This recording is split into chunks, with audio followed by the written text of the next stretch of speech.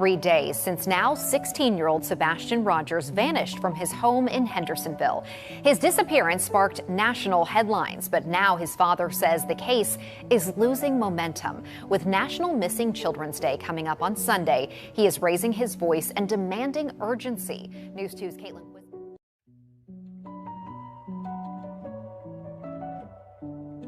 I went and talked to neighbors, and every single one of them, every single one, welcomed me. And if they had video surveillance, they gave it to me. The only person that would not talk to me, as the only person that had something to hide and wouldn't talk to me. You know, she has a son that's hiding and waiting for somebody in the dark, late at night on the 25th. And there needs to be some explaining for that. I'll just leave it at that. That we are going to keep searching, we are going to keep looking, we are going to find him, and we are going to bring him home. Since we first aired the video last month, authorities have said no evidentiary value. It is of no evidentiary value. It is of no evidentiary value. Can you tell me what those lights are? No. Why? Because the investigation remains ongoing. Yeah, I'm working on behalf of Sebastian. I am not, my client is Sebastian, and they're the guardians that have the ability to sign. It just started. Hi Dad, I know this is gonna sound weird, but tomorrow's picture day. So could you send some decent clothes over to me so that I can wear the decent clothes and be handsome for my birthday with decent clothes? Mom! Because our heart is missing. He is my world. I need him. I need him back with me.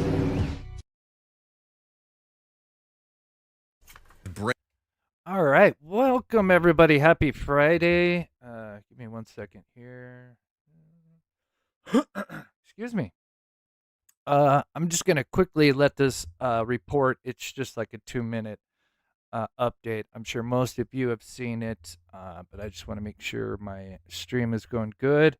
And I'll be right back. But yeah, we got lots to go over. What's coming up next? Some ideas for Seth if they haven't already thought of these things. But I thought, try to do my part and think of things that they could use against Sumner County where they have probably failed Sebastian. And so on. But anyway, we'll dive into that. And then oh my God, just before I finished putting the show together, I discovered a big WTF moment that I cannot believe I had not thought of before. And yeah, so that'll be towards the end, but there's a lot to go over. But quickly, as you guys tune in, if you can, hit that like button. I'll just play this little news report. It's just kind of giving an update for anybody that maybe hasn't tuned into Sebastian and what's going on.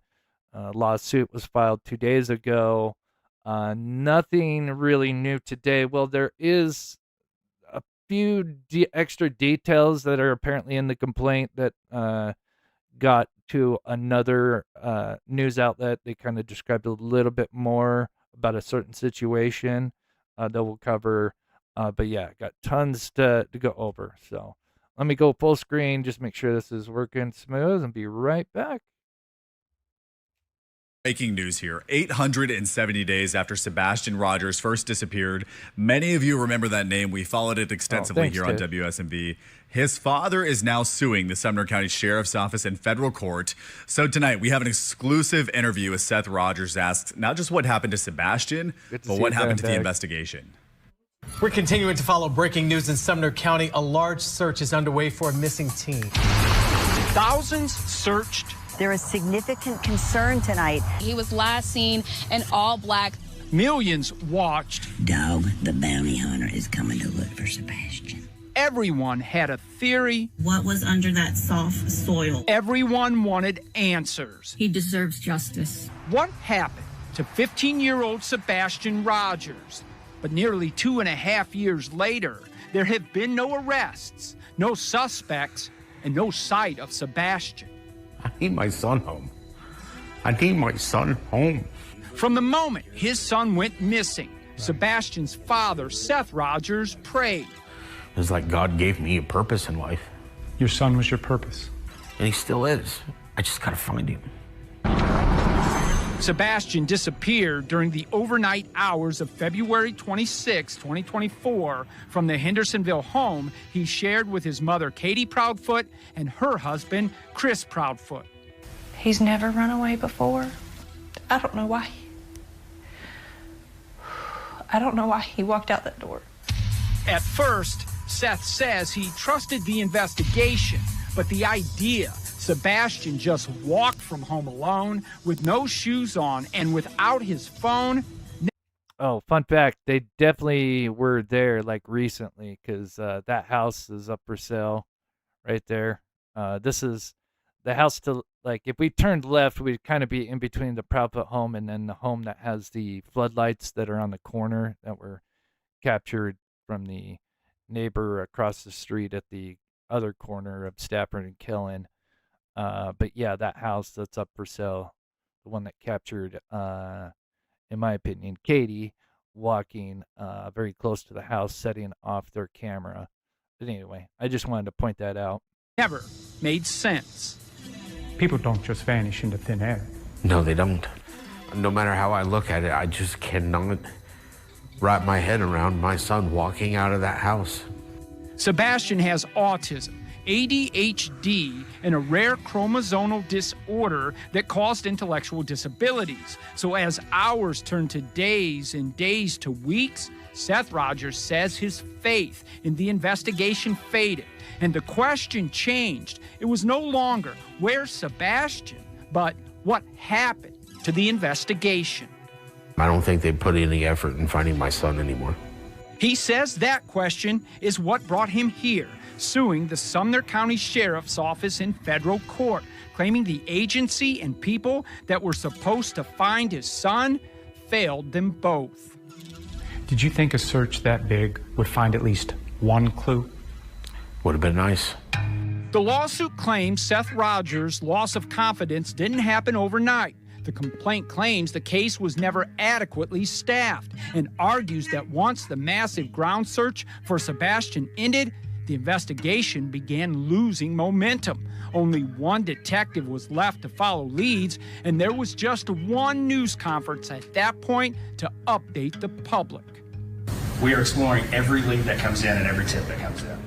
Making it all worse, according to the lawsuit, the sheriff's office stopped communicating with Seth Rogers, and for the past 18 months, there's been a communications blackout. Is that what it feels like, a blackout? Yeah. It says a lot when they won't speak to me. To me, it says that they know that they screwed the pooch. Then the lawsuit asks another question. If the investigation lost steam in the early days... Okay. All right. So once again, welcome everybody. Thank you again for taking the time out of your Friday afternoon, evening, wherever you're at, to watch the show. I quickly had a request, so I'm going to quickly do this. We used to always feature missing people at the beginning, and someone did send something in or emailed me, and oh, where'd it go?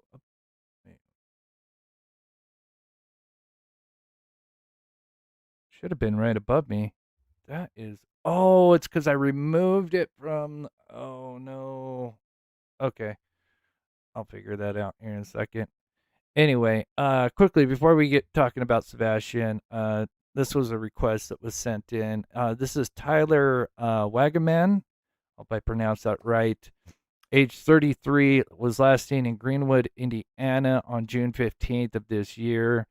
So just over a month missing. Hasn't used his phone, bank, or social media since. He was driving a black 2003 Ford F-150 with Indiana plate. And the plate numbers there. TKXP. That's kind of pretty easy to remember. The first two letters and the last two. More details. The truck was spotted on a flock camera near Mann Road and Hadley Road around 3:30 that day. So it would have been June 15th. Then about 5 minutes later at the Circle K on State Road 144 near Martinsville, another sighting at 4:23 a.m. near Kentucky Ave and Man Road. His last known phone ping was on June 17th, so 2 days later, near Hollybrook Drive in Gosport. They now have a reward. It's up to $6,000. Maybe it's higher. I don't know. Again, this was just sent to me. But 33 years old, brown hair, blue eyes, 6'2", so he's a tall guy, 190 pounds. But yeah, anybody that may be living out in that area, be on the lookout for Tyler Wagaman. I hope I pronounced that last name properly.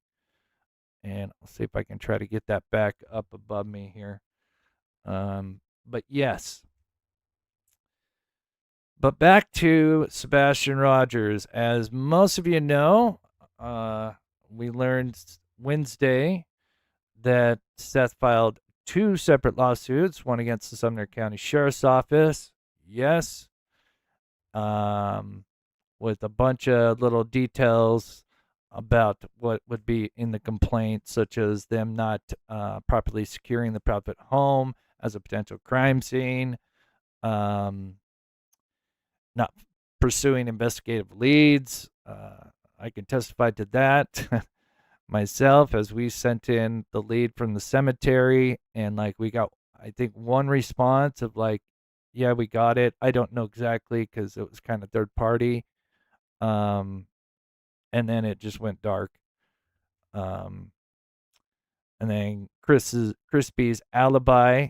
And then Felton Vegas, and this one's huge. This will be at the very end. Oh my God, this hit me like, this was nuts. So failed to investigate why surveillance cameras at the home reportedly were not functioning. So as you guys know, Nina, former wife of Crispy, daughter, shares the daughter Faith. She said in one of those interviews, or in one interview that, sorry, fix my mic here, that there was cameras inside the home. And anyway, as I was putting this video together, as I got towards the end, something about this particular incident hit me like a train. And yeah, I can't wait to share that at the end, because I think it'll get a lot of people talking about what did they do with that stuff, and yeah, what could have been on it. But anyway, and then of course the second lawsuit, and of course there's more, and I'm sure we'll Sebastian Rogers. Oops. And then of course the other one, which I think will be a slam dunk, is against DCS, Child Services, which involves that there was stuff that 2 different cases that happened in 2022 and 2023, and they closed both cases. And we'll learn more about that. Like one of them talks about Sebastian getting hit in the stomach by Chris. There's a little bit more details about that. Yeah, Mama. Yep, 100%.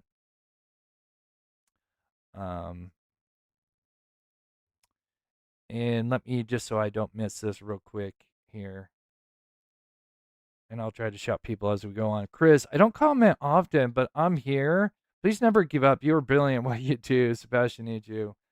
Thank you so much, South Oz. I always see you in here along with a lot of you. It means the world. Thank you so much, South Oz. It means the world. And I think unfortunately, it kind of sucks that we're kind of approaching the weekend, and we should at least get the complaint here within 2 to 3 days. I don't know, it could take longer. I did ask ChatGPT what could be taken, because sometimes it could be released the same day. Usually it's like 1 to 3 business days is what ChatGPT told me. I think one of the reasons it thought it might take a little bit longer for just the complaint that that Seth and the lawyer did against the two factions is that because Sebastian obviously at the time was a minor, that there would be a lot of redactions, so those would take longer. And then we should also get a response from those that he's suing. But he's suing Sumner County for 10 million and DCS for 15 million, which in my opinion, I think both are, I think the DCS is a slam dunk.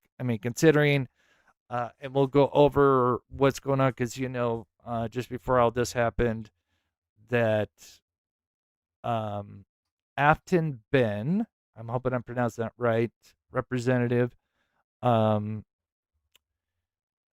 was about 3 weeks, maybe a month ago now, because time flies. But last month, we heard that there was, I think it started with 12 or 14. I think it started with 12, but it went up. I have the number here in a bit. But yeah, so he's kind of riding that, which is, I think, is a perfect timing for that to happen. Years, the disappearance of 15-year-old. Let's see here.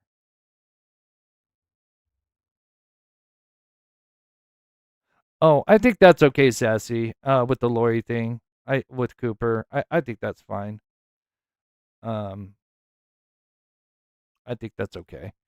I think there's a lot of people that think Lori was there. I know there's a scenario, Cooper, that some other people have thought about the Texas Roadhouse and who could have showed up along with Katie, and Lori could have been in there. So, but please don't blame Sassy.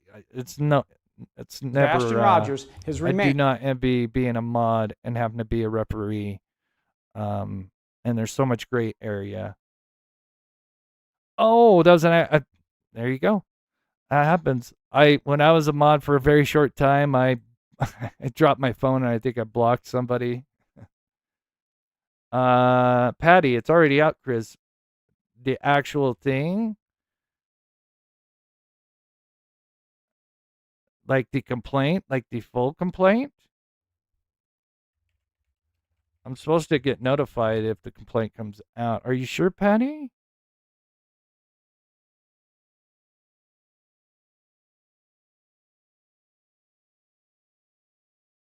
Chasing had it. Lori is a friend. Remind me in chat. Isn't that a friend of Katie's? I always focus on certain people, and then there's other people that know a lot more about that. Kind of some more of the outside people. You guys know me. I focus more on like the physical evidence. Not to say that's no less important with, because Lori, for those that don't know, Lori showed up. She was one of the people that was at the home. There's even a photo of her. I don't know if I can't remember if it was taken that same day or not. Remind me, is that just a friend of Katie's? That's terrible. It's hard to keep track of everybody. Yeah, if they did, they must maybe, Patty,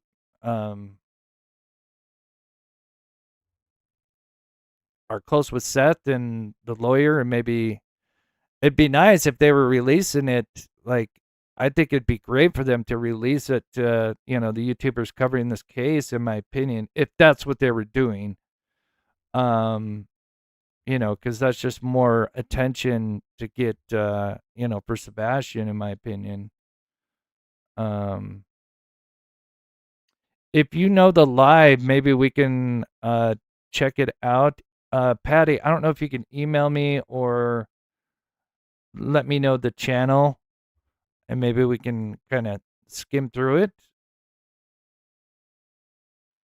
But again, I do have some We very have looked interesting at the stuff. police report.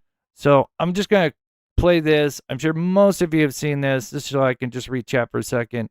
But I promise you, I've got some stuff that I was trying to think of to maybe, I'm sure a lot of this stuff I've already kind of thought of or in the process of, as far as adding into their lawsuit, especially against Sumner County.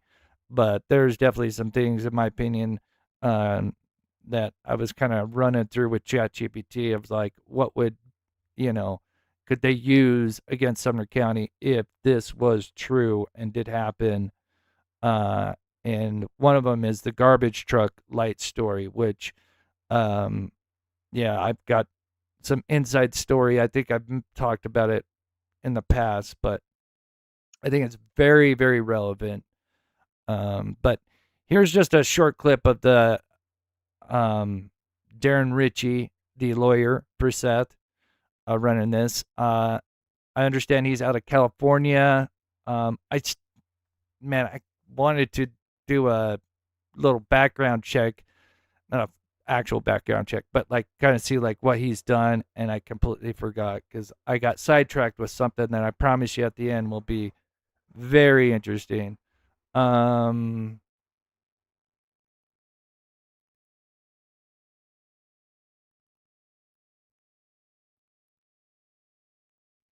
Yes, there is some new stuff. Yeah, that revolves around the CPS stuff. Right. Yeah, I thought it was her friend from at the time she was living in Illinois.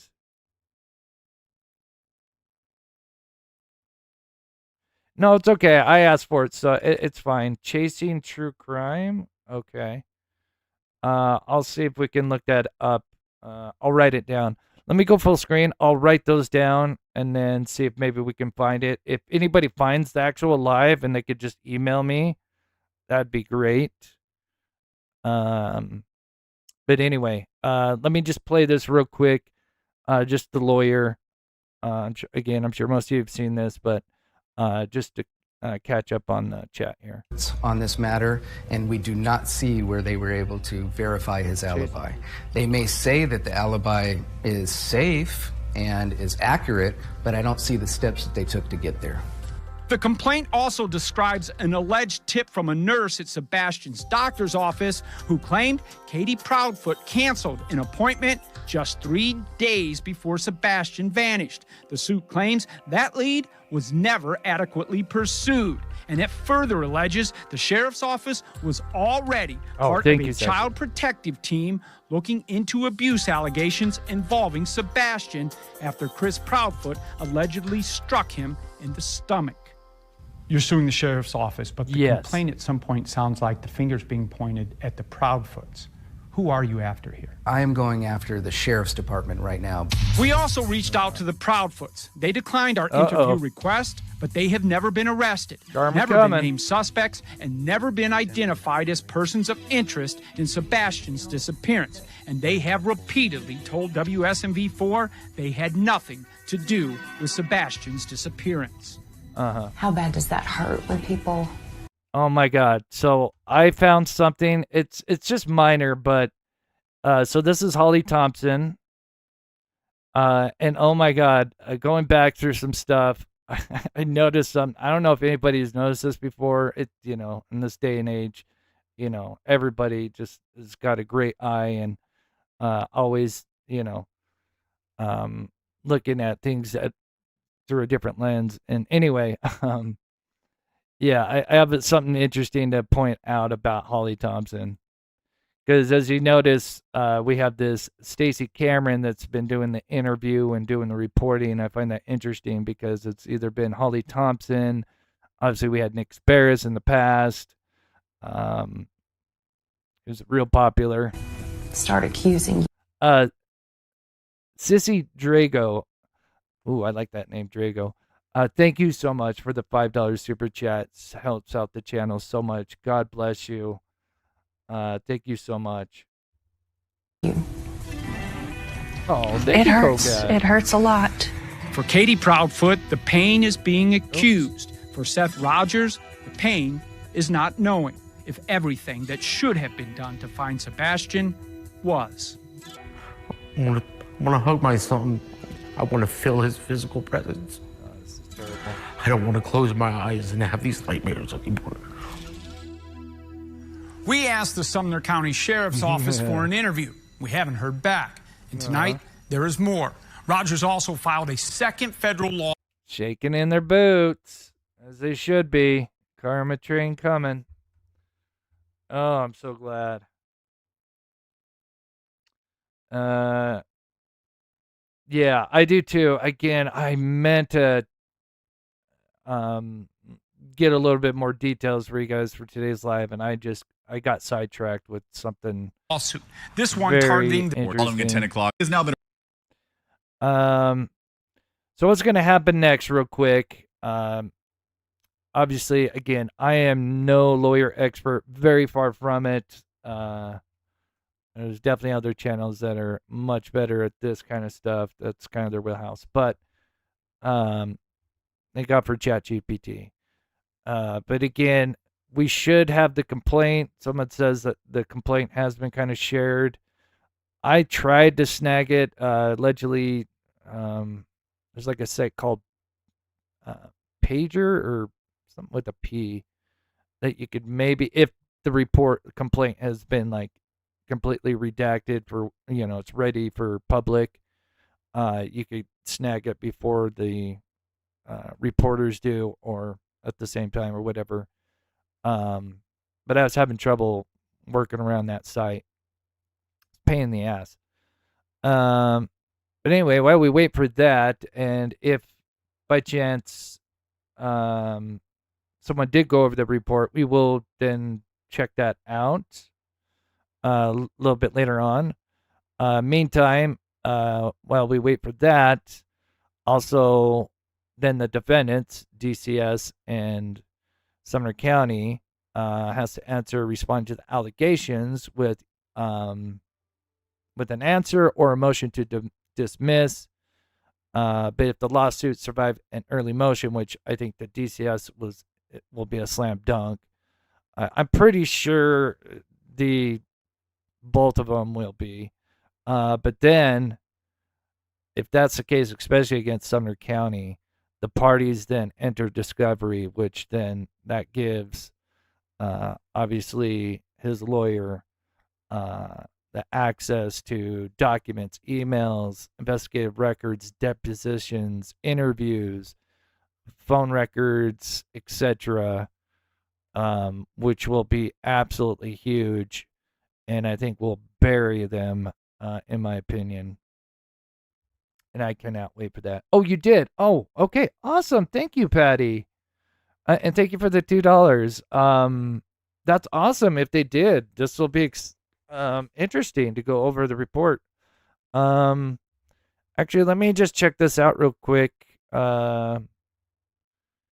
Just so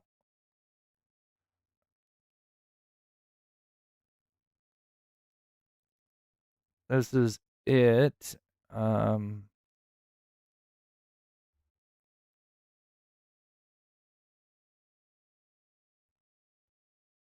Oh. Was due by October 3rd of 2022. On September 30th, Boswell met with Sebastian at Schaefer Middle School in a private conference room. Sebastian told Boswell he feels safe with his family at home and that he feels safe. Okay. Wow. Oh my God, that's a big ass report. Holy shnikes. Okay. Wow.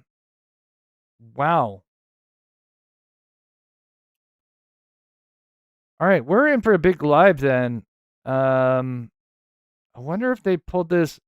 I wonder if they said how they got this. I wonder if they got this through the thing.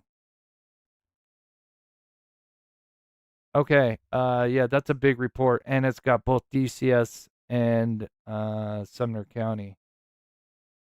And we'll definitely have to give credit to Chasing for this as well. Okay, thank you, Patty. So yeah, we've got a pretty big live then. Maybe we'll kind of go over, because that was like a 2.5 hour live show. So maybe we'll try to hit on the high points, and then I'll have to go through it myself, and then maybe do a part 2 tomorrow on it, and kind of dig out kind of the juicy stuff, or I don't know if that's the proper word, but damning stuff. So then I'm gonna kind of skip forward on what I had prepared, so we can go over what's in it.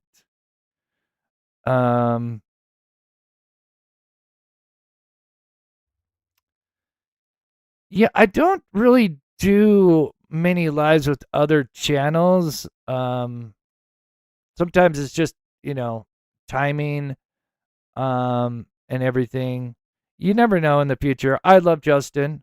We've communicated over the phone many times. And I know he's supported me, and likewise.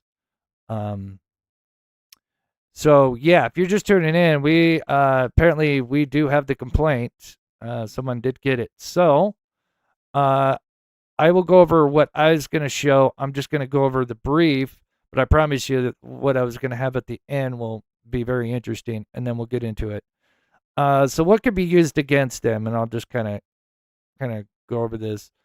One of the things is, I'm sure you guys know the whole flashlight video, right?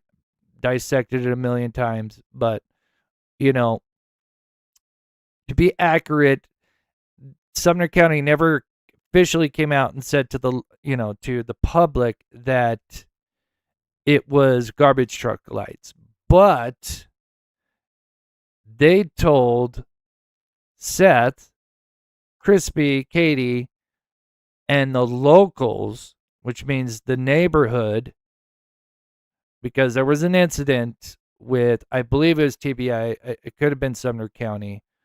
I want to lean more towards TBI, but I'm sure there'll be a communication, because obviously they'd probably have to report back to Sumner County, as they're probably the lead. But let's just read this last little part, the flashlight theory, right? Let me find the spot here. So, of course, they said this is from the FBI report that came out, remember, on the...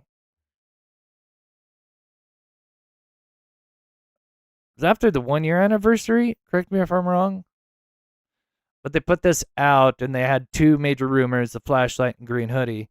But they said, when examined the video and it was actually lights coming from a pair of truck headlights flickering through the trees from a street atop a hill about 300 yards, which is just absolutely just incorrect, false BS. And then in yellow, and I quote, law enforcement further investigated to confirm that the flashlights were actually headlights. Now, I don't think they just pulled this out of thin air, right?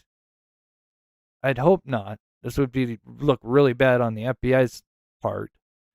But if this is what they were told, and this is in a report somewhere, because remember, they told Seth this and others, and a local who actually, they were told this, and this was many days after, and this particular source had learned what was really caught on that camera and about an unknown car.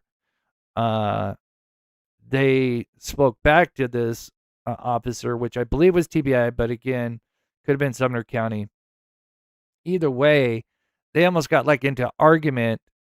This guy was so defensive and would not, hear anything other than this was a garbage truck light. And I believe, especially if this is in a report, this will absolutely come back to haunt them. Absolutely. And it would not surprise me. Let me know in chat what you guys think. But I definitely think this is probably in the report.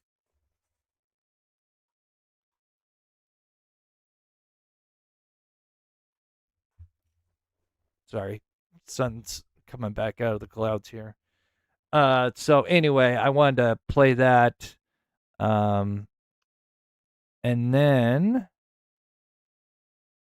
yeah, so again, they, the stupid garbage truck thing, and then telling the locals more. And then, of course, we know that then later on, within the first week, I don't know the exact date. They just took a scan near the north part of the stink feet. They used the 3D LiDAR scanner, and we've gone over this. This just shows that they would not bring this out. But if that is in the report that law enforcement just wrote it off as a garbage truck light, he'll be able to use that against them. So there's that one. Man, I had a lot, but since we have this report, I am probably gonna every evening. Skip what I had. And that's when. Okay, one little note here that I just wanted to mention. Again, I'm just kind of skipping through the live that I prepared for you guys because if you're just tuning in, hit that like button because this is gonna be a big live. I did not know the complaint was out. It's a shame that should be shared.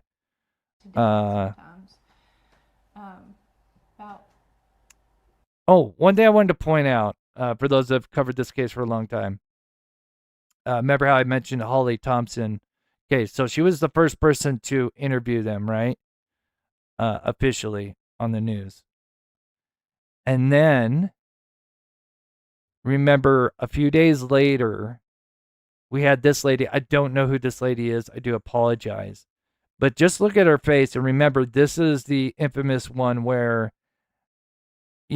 here, they're fine showing their faces and everything. And this is the first interview. But 2 days later, apparently, they're too emotional and, can only show their hands. Look at her face and her reaction. I'm just playing less than like a minute of this clip. And I just wanted to point out something that I caught that I don't know if anybody's mentioned before.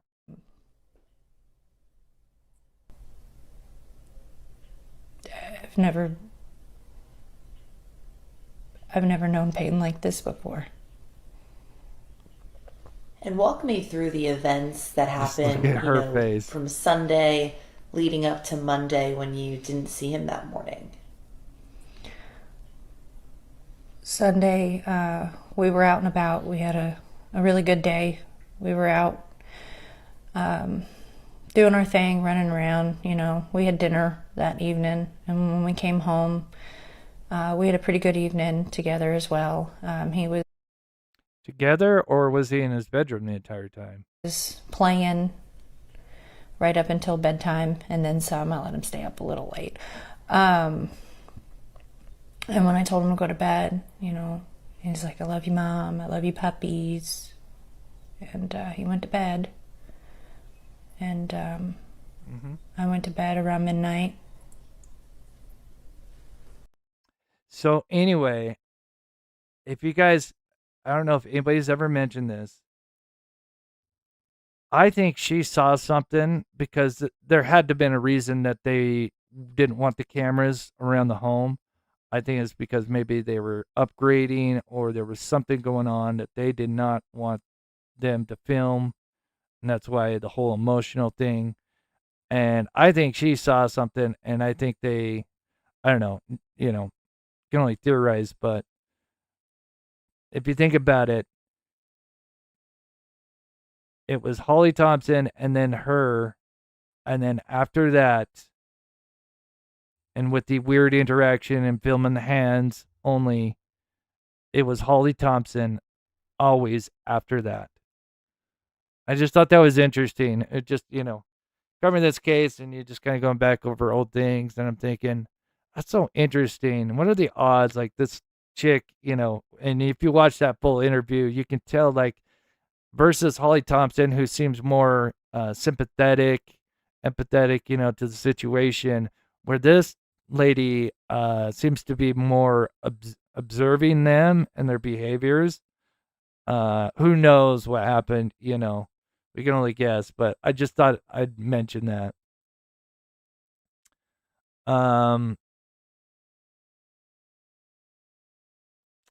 Then this is the other one. Green hoodie. The other thing that FBI put in the report, and also Sumner County, is that Seth was allegedly showed body cam footage of this green hoodie person, but they blurred the person and he could only hear the voice. What was the point of him going there to allegedly try to identify if he knew this person? Why would you blur them? Why bring him in, right? It makes no sense. And then in their statement, they say law enforcement spoke with employees at the restaurant who confirmed this green hoodie person was a frequent customer and helped identify him. We know that's not true. One of the, few things at night, I hate to crap on them, But anyway, law enforcement went to meet this person who happened to be wearing the same green hoodie. Yeah, just conveniently, like almost like it was a transient or something, and confirmed they were not the suspect. And again, this just relates back to the same thing. Is this actually in the report? And if it is, this would be so damning. What if they just found some random, like transient or whatever, and then just said, yep, this is the person, and then didn't show the face, and then that was it. Let me know what you think in the chat. But I usually don't go corruption, but I think this is absolute lazy BS. They wanted to move on and take every shortcut. And I think this will come back because this will definitely, if this is true and that's in the report, it'll absolutely be ammo for Seth and his lawyer. Sorry, I didn't shut my window all the way.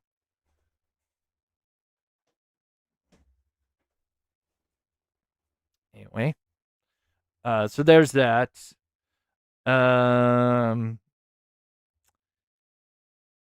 man, let's see. Okay. The last thing, again, I have more, but because we want to go to the report because it looks big. Sorry, Zazie. I do apologize. This is going to be a little bit longer live. I'll see if I can text Jen. I'm sure she's probably hiding kind of in the background. So if you guys remember, and if you haven't been watching the show, so first off, what led to the landfill search? It was actually the construction site because they had all the industrial bins out there, and they thought potentially Sebastian could have went and hidden one of them, and then they went and dumped it, and he got dumped in.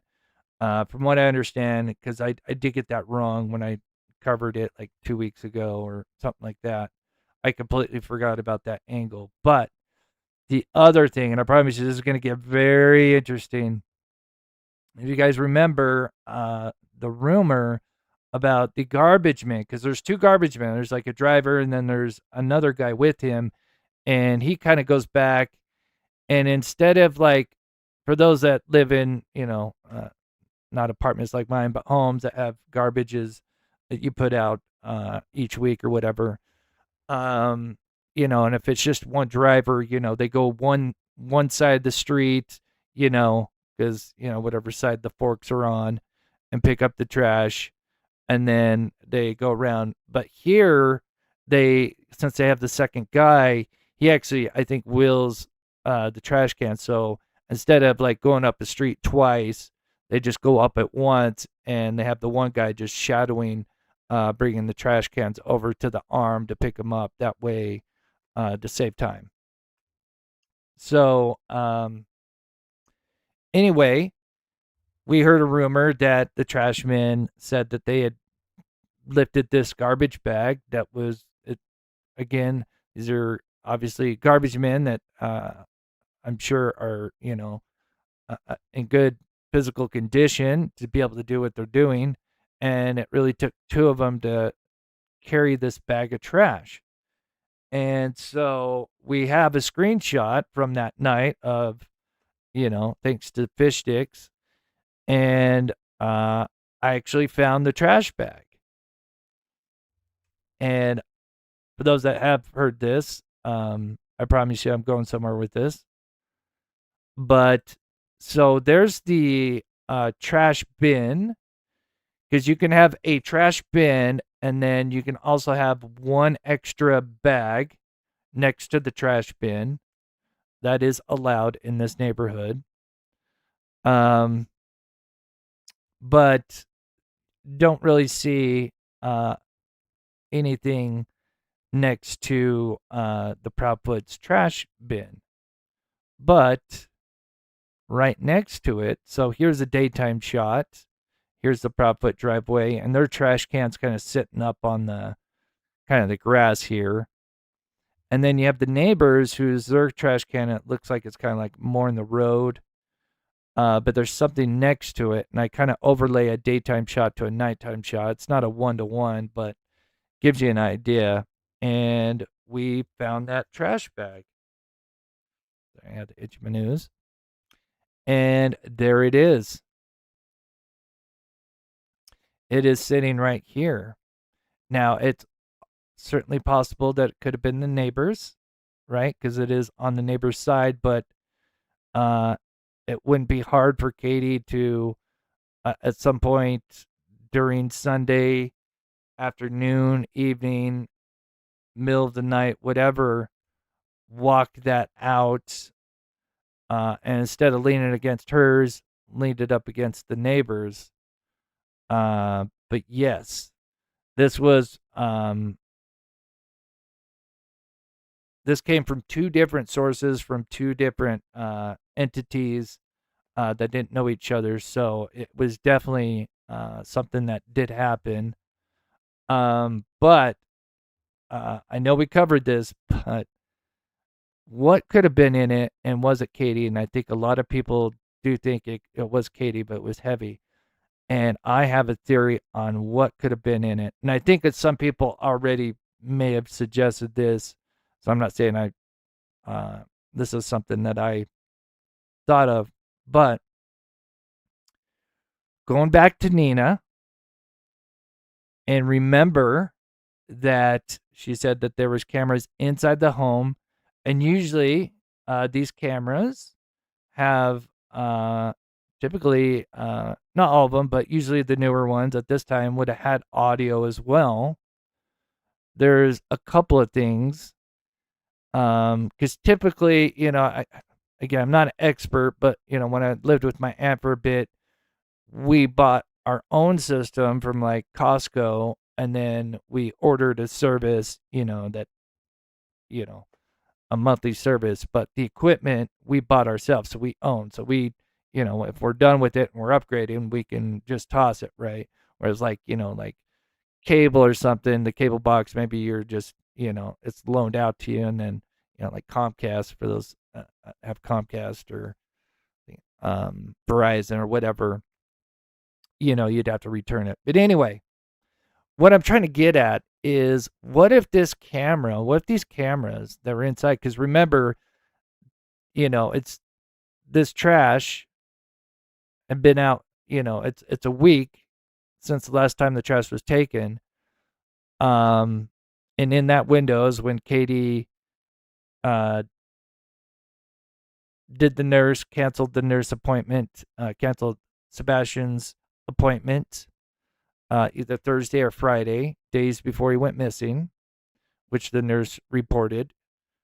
But what if the camera caught Crispy hitting Rogers, and or just being home when he shouldn't have been, right? If you think about that. Yes, yes, that equipment would be heavy, especially if you had like a decent, like, I think some of these packages come up, like the one we had, I think had like 6 or 7 cameras. We had like put 3 inside and 4 on each corner of the home. But, and they all had, audio and night vision and all that. And that was back in like 2022. But anyway, that's one theory, right? But then there's also others. And then we'll get to the report, but let me know if you guys are feeling what I'm thinking here. Did also, because if the cameras had audio, did the surveillance, did they have a discussion about their plan, alleged plan to disappear Rogers? And they knew that they were going to have to get rid of this camera system once he goes missing, because obviously if it's still up, they're going to go recover that device, right? So they need to get rid of not only the cameras, but, depending on if they had like a DVR system or whatever, there would be, like a hub that these cameras attached to that would, the information would be saved onto the data. And also, let's see. Did they get rid of all of that evidence? And it would be something like this. This is kind of a typical package. It's 8 cameras. And the either NVR or DVR system. And what if they got rid of that because of one or all of those reasons I just made? Let me know what you think in chat, but holy shit, that kind of hit me because I'm thinking because they would have probably had those cameras up likely before he went missing. And then I think, there was a certain day within that week, prior to him going missing, because technically it was Sunday and Monday, but that week prior that they, since the last trash had been taken, that certain things that happened. And I think maybe they talked about stuff that may have been recorded and they had to get rid of that evidence. And that could have been what was in that white trash bag. But yeah, that hit me like a ton of bricks. I'm like, oh my God. And then, if you guys remember, and I couldn't find the full audio and video of this. I think this is Jules. Correct me if I'm wrong for those that may know who this is. Encounter with 3 of my neighbors. What the fuck? Others are in the house. We're in the house, and we are upgrading our security system. Yeah. Yeah, fortunately, this clip ends before she starts talking about how I don't know if she heard or believes that they could have had electronic sniff dogs out there. And maybe this is the reason behind that, was for the surveillance system that was, because where is it? Like, that would be a question in my report, be like, where is their old system? Right? Because that would have data on it, right? Yes, it was Jules. Okay, thank you, Show Poodles. But I thought. And yeah, I think she kind of had she, had some inside information. So, yeah, that just kind of blew my mind thinking about that. Like, holy shit, what could have that camera captured in the days leading up to? Like, what did they talk about? Was Crispy there when he wasn't supposed to be? When Sebastian was home, did it capture him actually hitting Sebastian? What, or what have you? I'm sure some of you guys could think of some other things. But yeah, that just kind of blew my mind when that hit me. All right. So we got 400 people in here. So if you're just tuning in, and we've got big news. So apparently the report has been released, not officially. I'm going to just double check before we go to the video.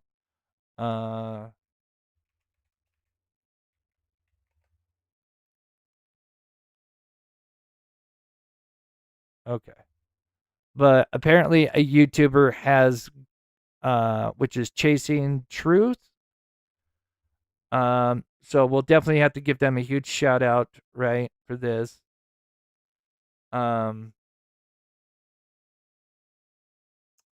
let me get the link. But yeah, so we have the preliminary statement with the DCS and the Sumner County Sheriff. So this is huge.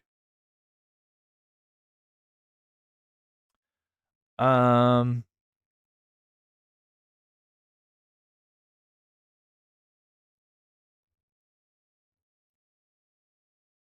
failures alleged herein. So first, let me, just so we can give credit here. I might have to pull up my phone. I just want to make sure that we give proper credit to the person. Okay. That. Give me just a second. But this is going to be big. Might need to pull up my phone here real quick. Paste that. So if you guys can, go and give them a like and a subscribe if you can. Again, I don't know much about this channel, but I just because if I put a channel out, that doesn't mean I support all of their views. Thank you, Macmillan, for the PayPal. That is awesome. I appreciate that. Okay, bear with me.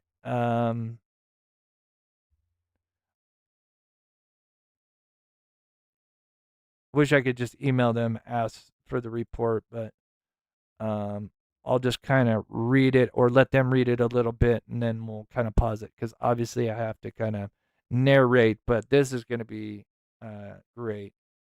Yeah, honestly, I don't know too much about Chasing Truth, so I'm gonna let this play first part, but I'll try to do a lot of the reading because obviously I need to make sure I transfigure it into my own. Am I very quiet? No. I feel like I'm super crazy loud. Okay, I am trying to find. Let me pull it even closer.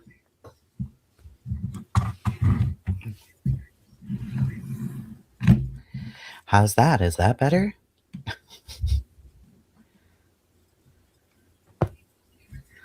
Trying to figure out the best way for you guys can see it there. Let's see. Cammie said very too. Okay. Give me a second. I'm gonna let her just let this play for a second. Just fuck with me to fuck with me, right?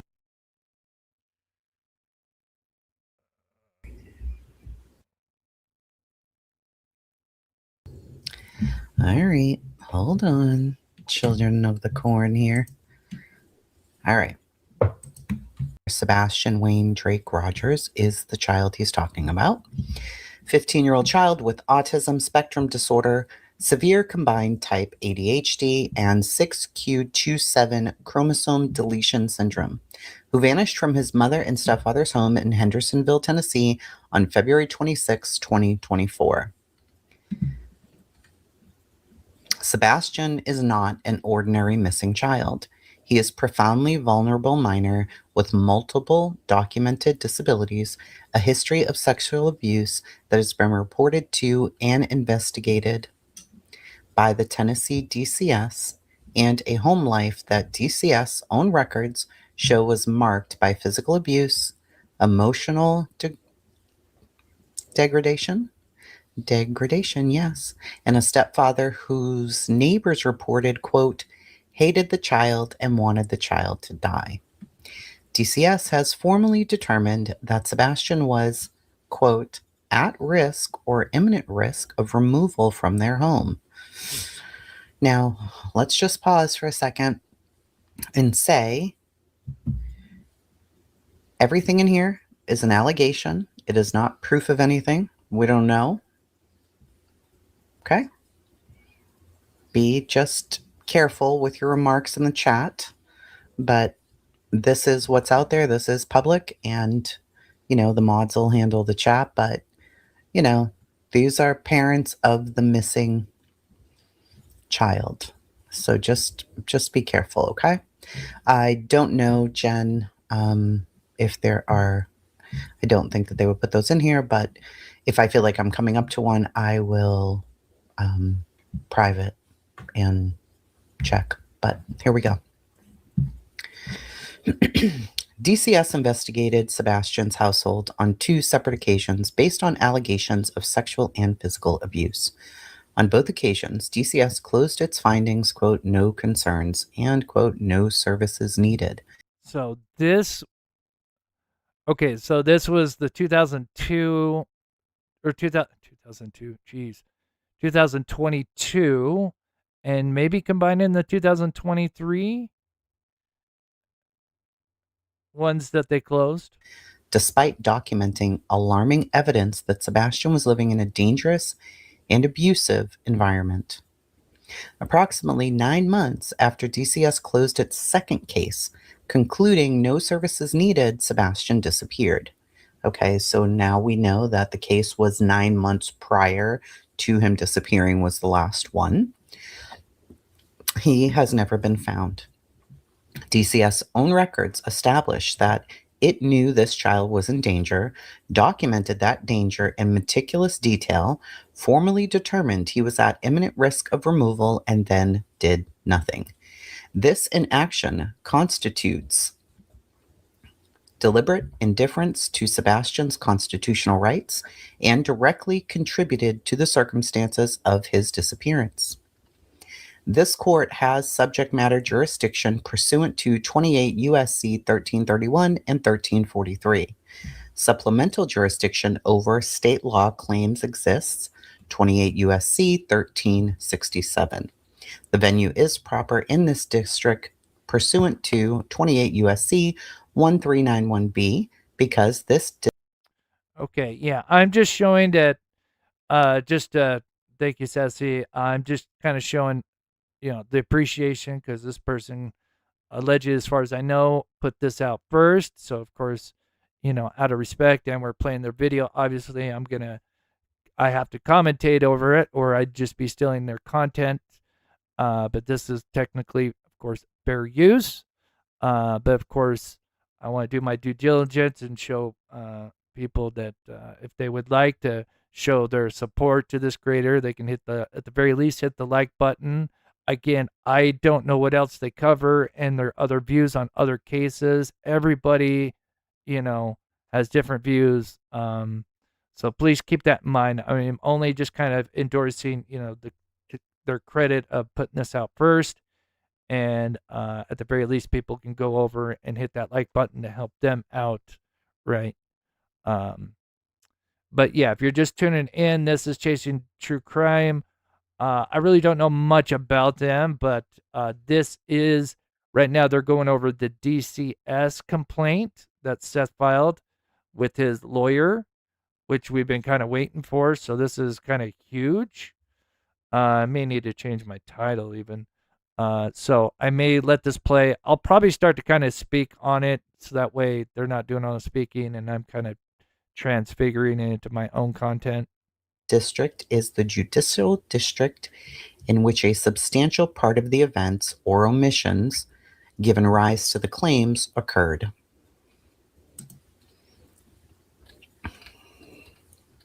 Just making sure and make sure that my audio is proper. Okay. Parties: plaintiff Seth Rogers, who is Sebastian's biological father. He resides in Clarksville, Tennessee. He brings this action individually and as the father and next friend of Sebastian.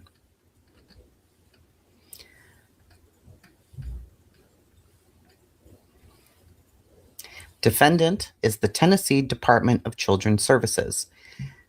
This is the agency of the state of Tennessee, established pursuant to Tennessee Code 37-5-101, and it is responsible for administering child welfare services throughout the state, including the investigation of reports of child abuse and neglect. the placement and supervision of children in foster care, and the provisions of services to children and families. DCS maintains its principal office at 505 Dedrick Street in Nashville, 37243, and operates through regional offices and caseworkers across the state of Tennessee. At all times relevant to this action, DCS acted under color of state law and through its agents, employees, and representatives who were acting within the scope of their employment and authority.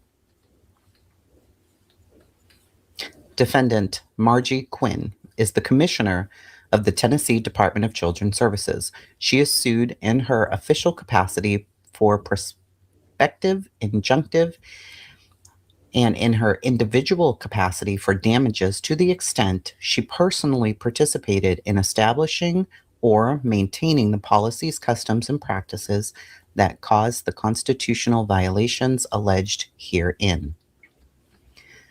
All right, let me just fix my microphone here. Okay, here in a minute, I'm going to pause it. I'll read some comments here, and then I'll kind of let her read a little bit, but I'll try to do most of it here. I'm just trying to change my title here. Let me play this a little bit more.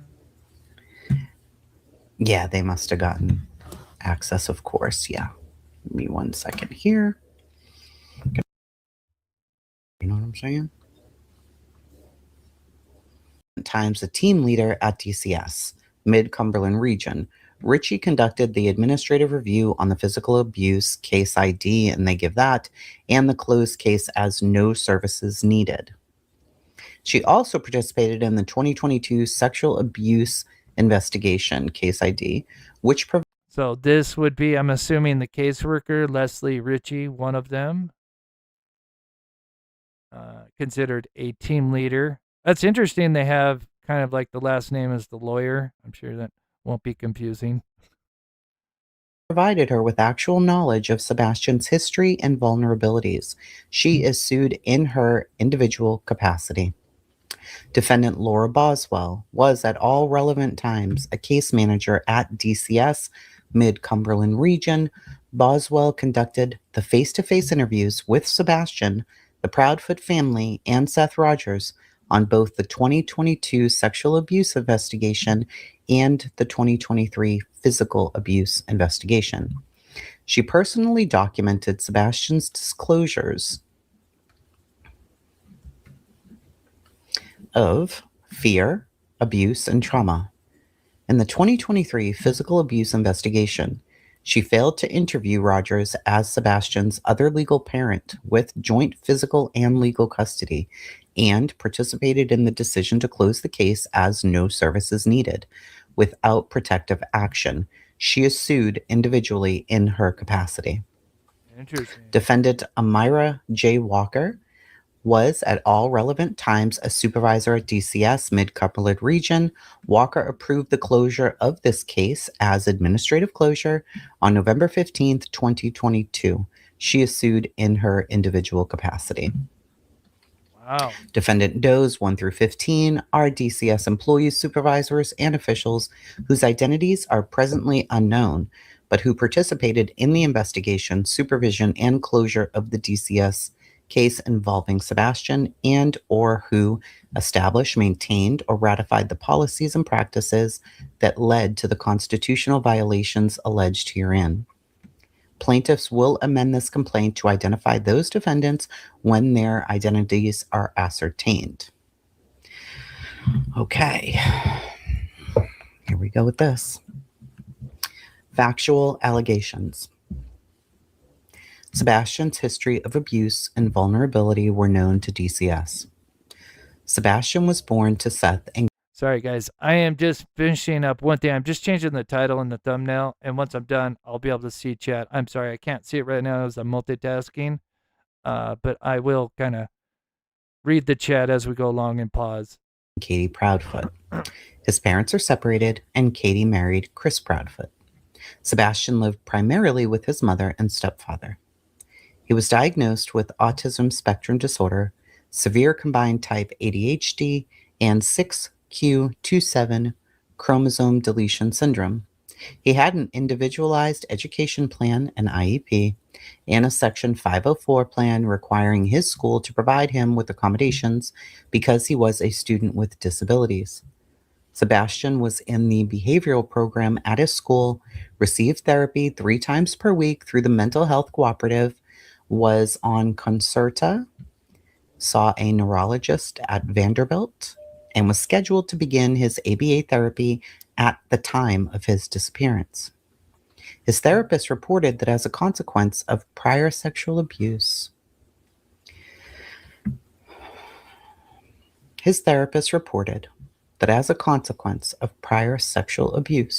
Sebastian was sexually aggressive and suffered from frequent bathroom accidents.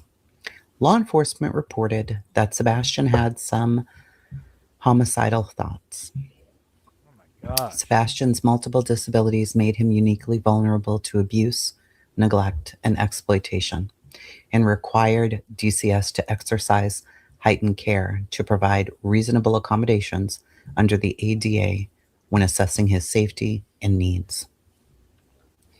On or about September 28, 2022, at approximately 6:33 p.m., a call was placed to DCS Child Abuse Hotline. The intake was screened as a priority 3, with allegations of sexual abuse against an unknown perpetrator. Okay, so we've kind of heard this before. Some of this I may kind of like this particular incident just because the sensitivity of it. And I'm sure, a lot of you, if you followed this case, Seth has kind of talked about this. So I may kind of jump this a little bit here. The victim was Sebastian. Everybody, okay. So now I can read the chat. I do apologize. I was just updating my thumbnail and my title, so everybody knows what I'm going over right now. Let me know if you guys can hear it okay. I may go full screen for a bit, back and forth. Again, I have Chasing Truths link at the top. At the very least, you give them a like, during or after the show. Show their support. Maybe leave a comment. Comments always help. The algorithm, leaving likes and comments. And if you'd like to subscribe as well. Again, I don't know all their views on this case and other cases. I'm just showing support because they've got this out, and that's the proper way to do things here on YouTube. The intake reported that on September 28, 2022, Sebastian disclosed to a school professional that 2 years earlier, while living in California with his mother, he experienced sexual abuse by another child, Child B. Specifically, Sebastian disclosed that Child B would make Sebastian put his mouth on Child B's private area. Okay. Okay. All right. Let's skip this forward a little bit. Of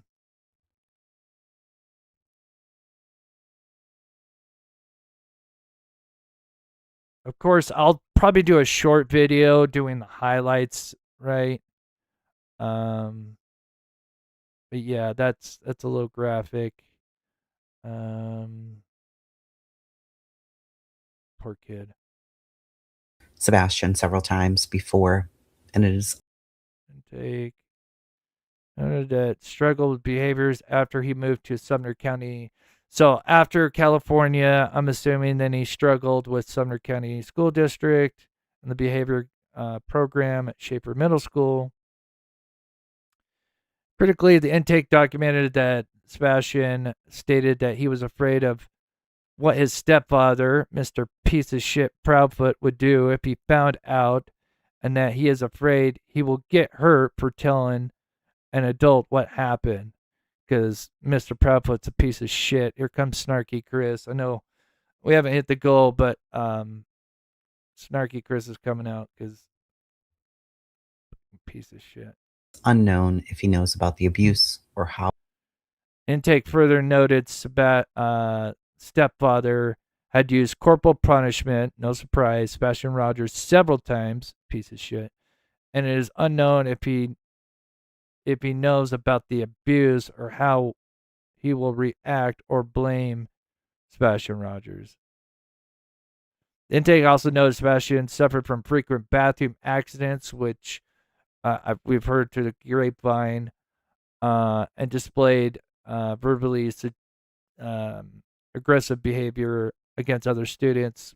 Kind of heard about that because how he will react or blame Sebastian. Poor kid.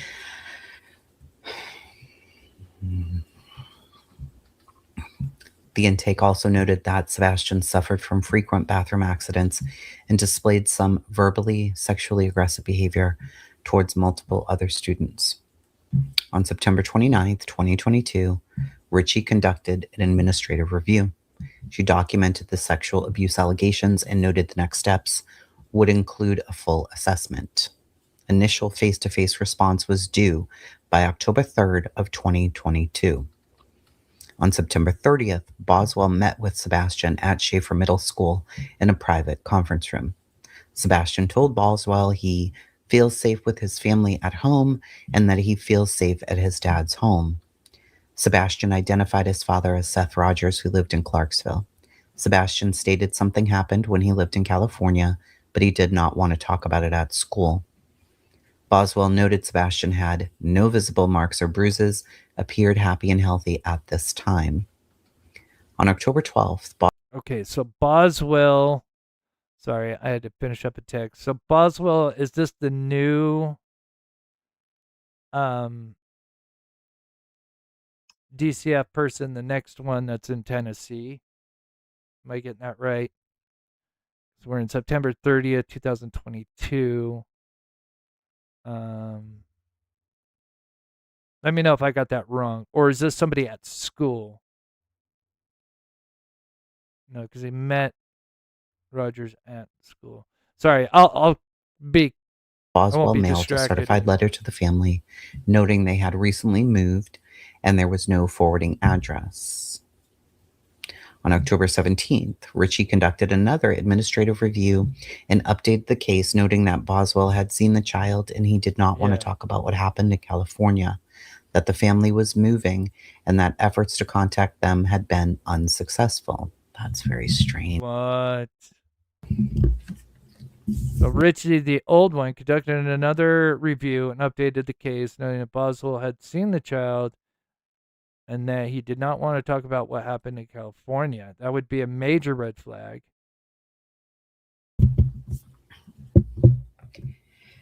And shout out to Chasing for, again, I'll try to read some of this, but yeah, she's got a great voice and just doing an amazing job at reading this. Yeah, it does stink that any of us know this now, so.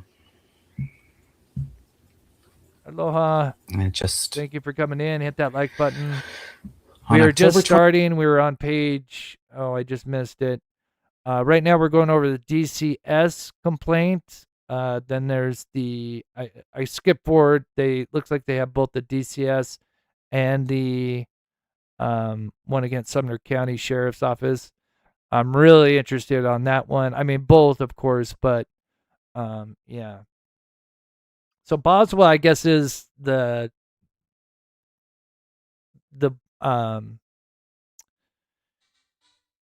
right. I am just like multitasking. Oh, Nick Barris posted about it. Oh, wow. Interesting. So Boswell is the one in Tennessee now, the part of DCS. Correct me if I'm wrong. 27th, 2022, Boswell conducted a home visit. Katie stated she does not understand why this keeps getting called into DCS and that the abuse happened when Sebastian was 8 and another child named Jonathan was involved. She stated that CPS and detectives were involved in El Cajon City. Oh, I'm so glad I'm not the only one that couldn't mispronounce that. El Cajon. I learned my lesson now. El Cajon. But yeah, I'm so glad I'm not the only one that has to suffer through new city names. I'm not sure. I'd love to see. We have a town called Tooele, and if you saw the wording or the letters, I've heard just in California. Anyway. She provided the California address of that. She confirmed that. Yeah, I've got to go over this. Combined type ADHD, 6q27 chromosome deletion, took Concerta, had an IEP behavioral plan and was starting therapy with Vanderbilt Psychiatry on November 3rd. She confirmed that Sebastian also saw a neurologist at Vanderbilt. Oh. During the same visit, Boswell spoke to Proudfoot in private. Proudfoot stated this was all investigated in California, that he had never spanked Sebastian, so he does not know why Sebastian feels he would be mad for talking about what happened in California. This statement was directly contradicted by Sebastian's own disclosure that he was afraid of what his stepfather would do, and by the intake noting the stepfather had used corporal punishment on Sebastian several times before. DCS did not reconcile this contradiction. Boswell then met with Sebastian in private, noting he was completing his homework and appeared happy and healthy. On November 1st, Yeah, I'm sure. 2022, Boswell verified that the sexual abuse case in California had been investigated by Detective Gloria Mendoza and El Cajon. I don't know. She also verified mental health services and Vanderbilt appointments for Sebastian. On November 3rd, the case was presented to the Sumner County Child Protective Investigative Team, which included Juvenile Court, Ashley's Place Child Advocacy Center, Assistant District Attorney Jenny Smith, and law enforcement. A detective was assigned to the case. All members agreed to classify the case as administrative closure. On November 7th, 2022, Ritchie updated her review, noting, the case has now been presented to CPIT as administrative closure as it was investigated in California. This was child on child, and they were the same age. The child reports no concerns at this time. The child is getting back into therapy services. The child reports no concerns. No concerns? Wait, what? Didn't he just say that to the other lady, or I'm not sure, the other entity, Boswell, that he's afraid to talk about it? What? The mother is protective and proactive with the child. On November 14th, Ritchie spoke to CAC Director Amy Salyers, and the classification was changed to unable to complete based on policy 14.7 because the incident occurred out of state. On November 15th, 2022, Supervisor Walker completed the final administrative review, approved the case for closure as unable to complete due to the incident occurring out of state, and the case was closed. That is The bullshit. foregoing investigation gave DCS and law enforcement actual knowledge of Sebastian's vulnerability. By reason of this actual knowledge, DCS and law enforcement were on heightened notice that any subsequent allegations of abuse by Proudfoot or within Proudfoot household required a more searching and skeptical investigation than they would otherwise apply. The first investigation's findings were not a clean slate. They were a documented predicate of danger that obligated DCS to treat any future report concerning this child in this household with the gravity the circumstances demanded. Whew, okay. Okay. Yeah, this is a lot. Here we go. This is going to be the physical abuse one. So again, take care of your mental health, you know. Yeah. Ray, at the very top pinned is the link to the channel. And let me know if anybody finds that the link doesn't work, because I'll make sure to update that. But yeah, it should just be pinned at the top of the comments. But let's continue on. And again, thank you to the person that for the PayPal. I really, really appreciate that.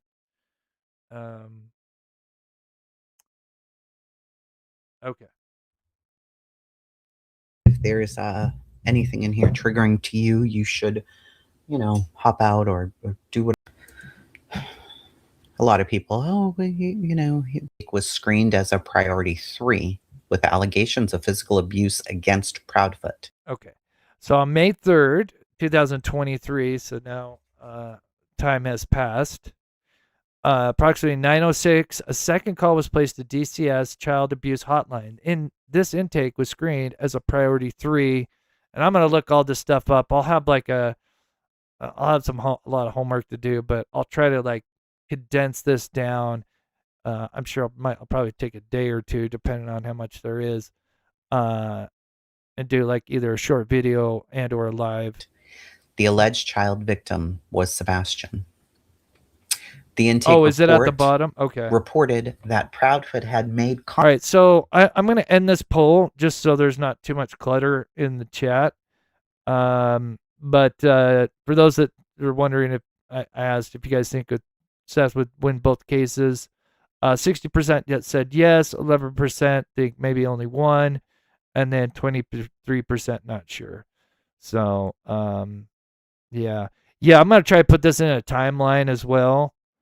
But yeah. But anyway, if you're just tuning in, we're just getting started. Comments about pushing the child against a wall. Oh my God. Okay.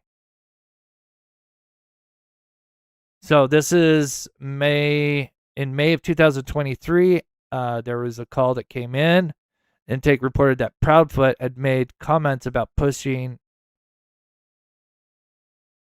the child against a wall when he does not behave, and that the child reported Proudfoot hit Sebastian in the belly, and apparently it was a backhand. Piece of garbage. When he does not behave, and that the child reported Proudfoot hit Sebastian in the belly. On May 8th, 2023, at approximately 6:30 p.m., Boswell arrived at the family home. Proudfoot granted permission to enter. Boswell met with Sebastian on the porch. Sebastian stated he remembered Boswell coming to his home last year. During the interview, Sebastian told Boswell that Proudfoot required he wore a belt every day. Sebastian stated that Proudfoot asked him to lift his shirt, and when Sebastian did, he did not have his belt on. Proudfoot smacked him in the belly with the back of his hand and said, "You know you're supposed to wear a belt." Sebastian also told Boswell that he had been lying to Katie and Chris about brushing his teeth and making his bed, and that he had been getting in trouble for lying. Boswell. Of course, he's scared, and he's the, typical teenager, with anxiety, and just typical teenage stuff. Then met with Proudfoot on the porch.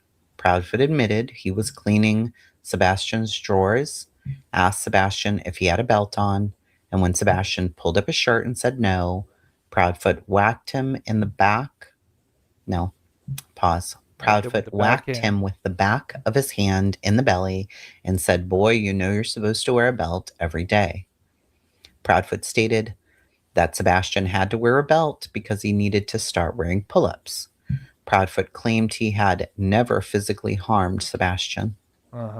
Proudfoot's own admission is that he whacked a child with a diagnosis of autism and multiple disabilities in the belly, and that constitutes physical abuse. His requirement that Sebastian wear a pull-up and submit to shirt lifting inspections constituted degrading and humiliated treatment of a disabled child who suffered from documented bathroom accidents as a consequence of prior sexual trauma. God, this is absolutely heartbreaking. Fucking piece of shit. Boswell spoke to Katie in the kitchen. Katie said they've been working with Sebastian on when he tells something to tell the entire story, and that Sebastian will tell bits and pieces of the story to fit a narrative. She stated she had no concerns that Mr. Proudfoot smacked Sebastian's belly with the intent to hurt him. Of course, you protect your husband and not your son. What a great mother she is. On May 9th, 2023, Boswell verified Sebastian was receiving therapy services 3 times per week through a private therapist and medication management through mental health. Oh, this may connect. Again, this might be a little jump in the gun because obviously we're still in 2023. But 3 times per week? Interesting. Health cooperatives. On May 11th, Ritchie conducted the administrative review and concluded, "This case is ready for closure at this time, no service needed." What? Case manager has met the family and they denied any concerns. The child reported being safe in the home. He stated the stepfather popped his belly and told him to wear a belt. The child denied any physical abuse in the home. The stepfather reported the same as the child. Ritchie noted the fast is completed with no need for intervention. On May 11th, Isn't that just sus that all of a sudden, yep, both that piece of shit stepfather and their story aligned, probably had a little, one-on-one to, scare him into getting this over with. 2023, the case was closed as no service needed. DCS failure to conduct a minimally adequate investigation was compounded by its complete failure to involve Rogers, Sebastian's biological father, who held joint physical and legal custody of Sebastian pursuant to a court order. Despite this, DCS never notified Rogers that the investigation was underway, never interviewed him as Sebastian's other legal parent to obtain his observations regarding Proudfoot or the conditions in the Proudfoot home, never offered to place Sebastian with him during the investigation, notwithstanding that such placement was clearly within DCS authority and was the most obvious protective measure available. Right. Had DCS fulfilled this most basic obligation, it would have learned critical information that was never captured in the case file. Rogers would have told DCS investigators that Sebastian has expressed to him on multiple occasions that he was more comfortable with Rogers than with Chris, that Sebastian was afraid of Chris because he believed Chris would hurt him if he disclosed what had been happening. Of course. Took him aside, threatened him, and to get that case closed. Rogers would have informed DCS that Chris has ridiculed Sebastian about the prior sexual assault, compounding Sebastian's existing trauma and making Sebastian even less likely to disclose abuse to any adult he believed would report back to the Proudfoot household. He is the fucking worst. Oh, I'm so glad this is coming out. I'm going to make video after video. I don't care. I want to bury this piece of garbage. We all knew what a kind of piece of shit he was, just the way he talks about women and, oh, man, that karma train cannot come any sooner. Rogers would further have told DCS that Katie had spoken to him on multiple occasions in terms that evidenced her frustration with the hostility towards Sebastian, telling Rogers repeatedly how fed up she was with Sebastian for the ongoing incidents of soiling and wetting himself, the very same bathroom accidents that Sebastian's therapist had documented as a known consequence of his prior sexual trauma. Rogers would have advised DCS that Sebastian's mental state had been deteriorating, that his behavioral problems were worsening, and that Sebastian himself appeared increasingly distressed in the period leading up to the investigations. DCS already possessed documentation of Sebastian's escalating behavioral issues.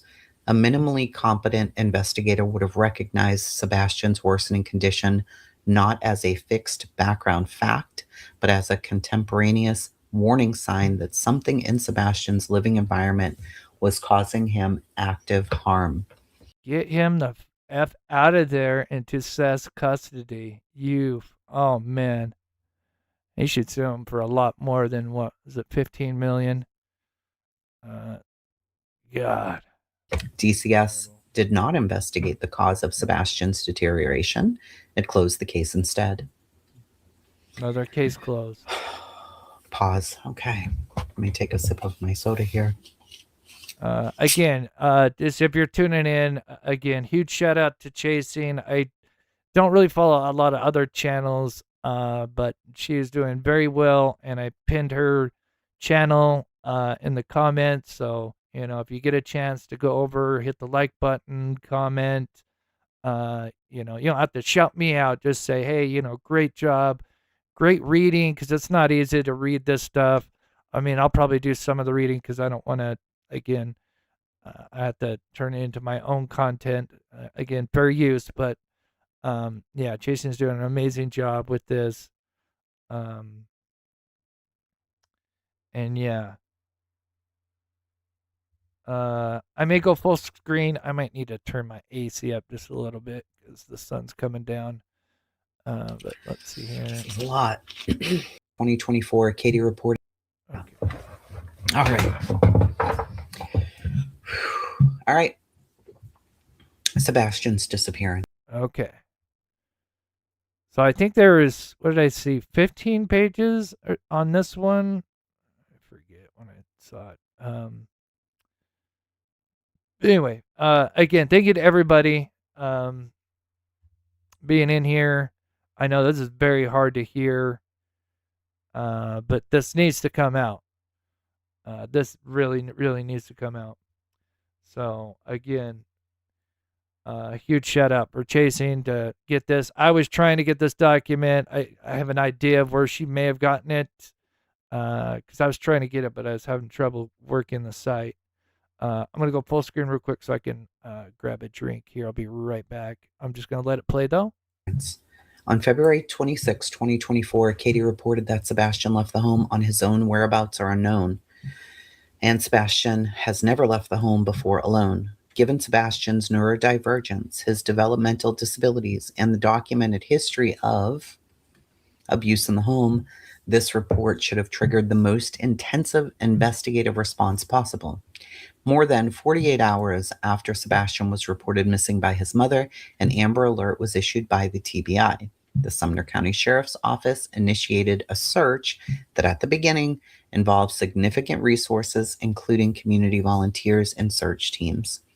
A DCF safety assessment was initiated on March 1st, 2024, and a FAST 2.0 assessment was completed on March 5th.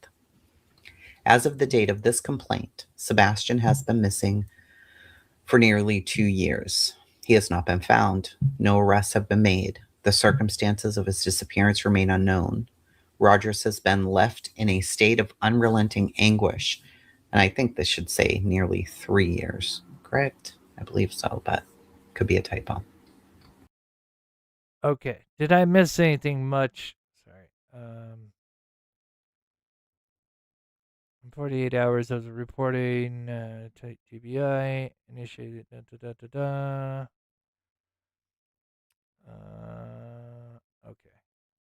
For nearly 2 years.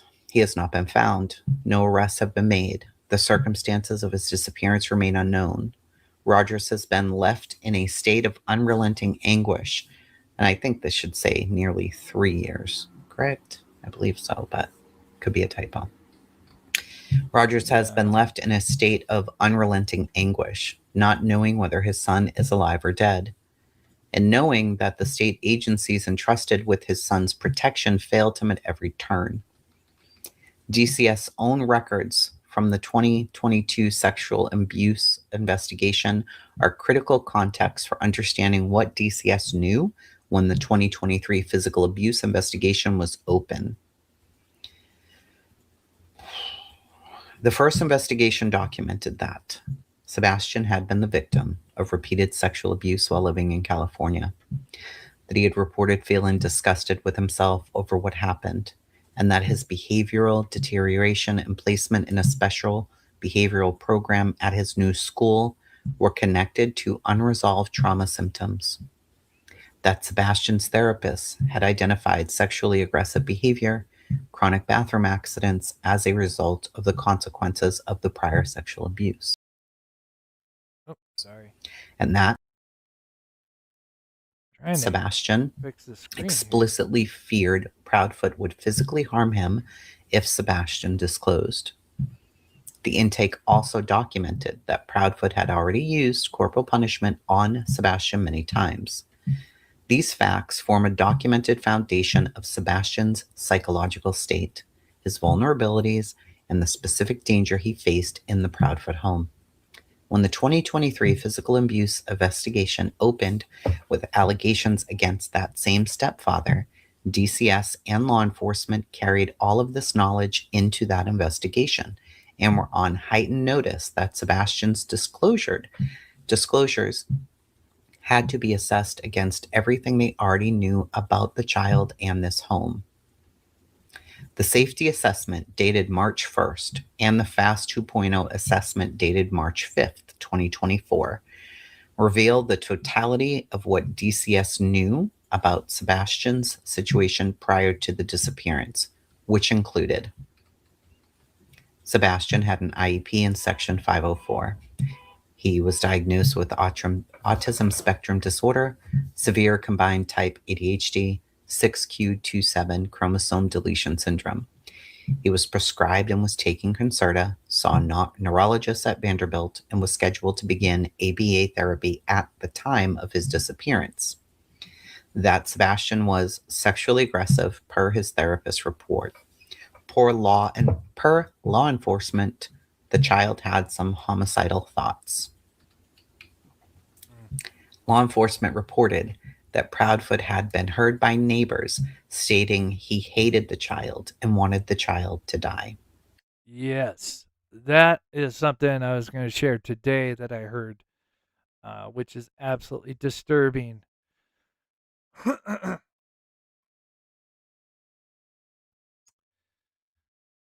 That's just terrible. Okay, that law enforcement reported that Proudfoot had been heard by the neighbors that he hated the child and wanted the child to die. How is that? I mean, again, we talk about how many red flags in this case. There's just so many. They pile up. And here's another one. And what did they do? They go and they look at Seth. Per the grandmother, Proudfoot often called Sebastian names and would degrade him. Of course he would. Per the grandmother? Oh, sheesh. That the child was missing in an... I wonder if that's the grandmother. I remember a Facebook post. I don't know if you guys remember. This is way back first days, first weeks or months. That there was... I've seen it. I wish I would have taken a snapshot of it. But there was one of the grandmothers. I'm not sure which side of the family. Somebody knows in the chat. And yeah, she basically said like, yeah, I know that you did something with my grandbaby, Katie. Tell the truth. And then Katie said, replied, I'm blocking you, and anything you send will be sent to law enforcement. I'm assuming that's probably the same grandmother. Oh, is that Seth's mother, Robin? Okay, that would probably make sense. Okay. Amber Alert was issued. Okay, thank you. That Sebastian had been determined to meet the criteria for participation in the Title IV e-candidacy program and is at serious or imminent risk of removal from their home. That's interesting. Okay. Yeah, that was in the report. Sebastian had been determined to meet the criteria for participation in the Title IV-E candidacy program and is at serious or imminent risk of removal from their home. This determination was made on both cases. First, September 29th, 2022, later updated and no longer meets criteria on May 4th, and then again on March 1st, 2024. That the September 29th, 2022 case included a non-custodial placement need. Okay. That the September 29th, 2022 case included a non-custodial placement need, indicating DCS recognized Sebastian might need to be placed outside the home. So if they were recognizing this, and then they didn't do anything. The candidacy determination is particularly significant. Title IV-E of the Social Security Act provides federal funding for foster care. A child determined to meet this candidacy criteria is one whom the state has formally found to be at a serious or imminent risk of removal from their home. DCS made this finding about Sebastian and then left him in the very home from which it had determined he was at serious risk of being removed. The combination of the documented section. Okay, I think this last part is kind of just a highlight of everything that we've kind of heard before, so I may skip forward because there's a lot, and I don't want to go do like a 4-hour live because I feel bad for Sassy, and I thank you, Sassy, for helping out. Again, I am going to go over all this and do, kind of a Cliff Notes type thing. Or property without due process of law. In child welfare cases, the applicable standard for substantive, my mouth is dry as shit, Oh, yeah. due process liability under 42 U.S. Okay, so now they're going over each kind of incident and how it relates to another case and how this should have been handled differently is what I'm assuming.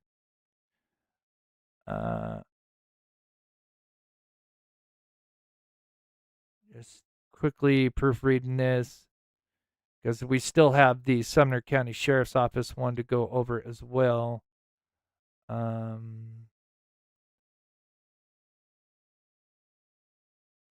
Like just kind of a repeat.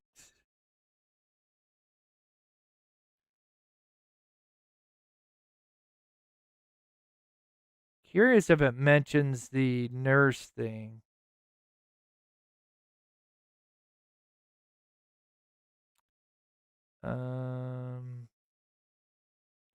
Still just seeing kind of the same stuff. Injective, okay.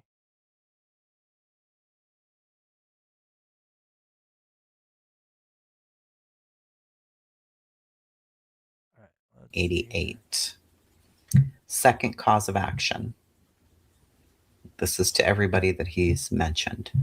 DCS sustained involvement with Sebastian through 2023 physical abuse investigation, together with its actual knowledge of Sebastian's SA and its consequences carried forward from 2022 investigation, created a special relationship rise to an affirmative duty to protect him.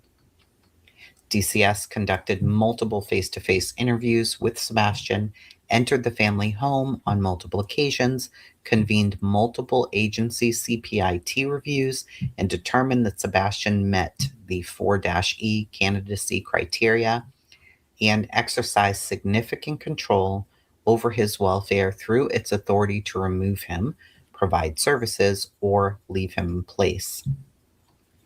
DCS also had an obligation as part of that investigation to interview Seth, Sebastian's other legal parent with joint physical and legal custody, whose knowledge of Sebastian's expressed fears and deteriorating condition was directly relevant to any legitimate safety assessment.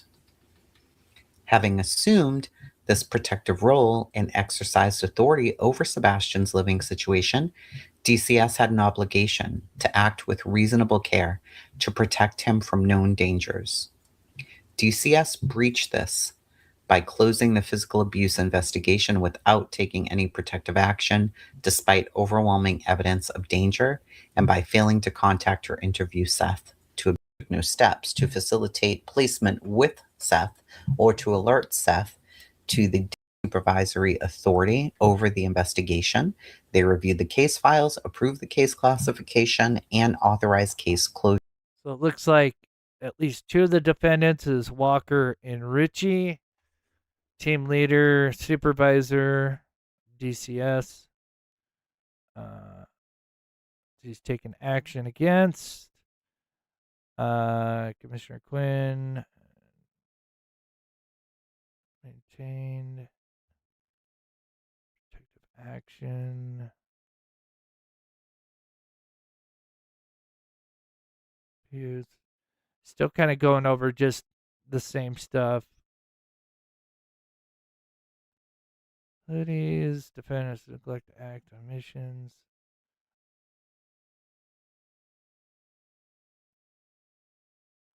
And then 6 cause of action, infliction of emotional distress, which again we'll probably just kind of retell these in regards to Sebastian and Seth. Defendants Richie, Quinn, and Walker. So we got 3 against DCS. And now the damages in the amount to be proven at trial, but not less than $15 million. Punitive damages against the individual defendants. Injunctive relief requiring DCS to reopen active investigations of Sebastian's case with adequate resources and implement mandatory communication requirements with children's families when their well-being is being investigated. Attorney fees and costs, pre-judgment and post-judgment interest, such other and further relief as this court deems equitable. A jury trial is demanded. Service list went to all of these people. Okay, so the other one, yikes, my throat. My doing a throat. good job. This is Doing a lot. How are you guys doing? Read the monetary figure. Spectrum disorder, severe combined type ADHD, 6q27 chromosome deletion syndrome, who vanished from his mother and stepfather's home in Hendersonville on February 26, 2024. So it's been over 2 years. Am I crazy? We're in July, right? Yeah. So I think they keep meaning to say almost 3, but they've said almost 2. So they're going to need to amend this. But in any case, so this, we already know these things here. We just read all of that. So we're going to go down.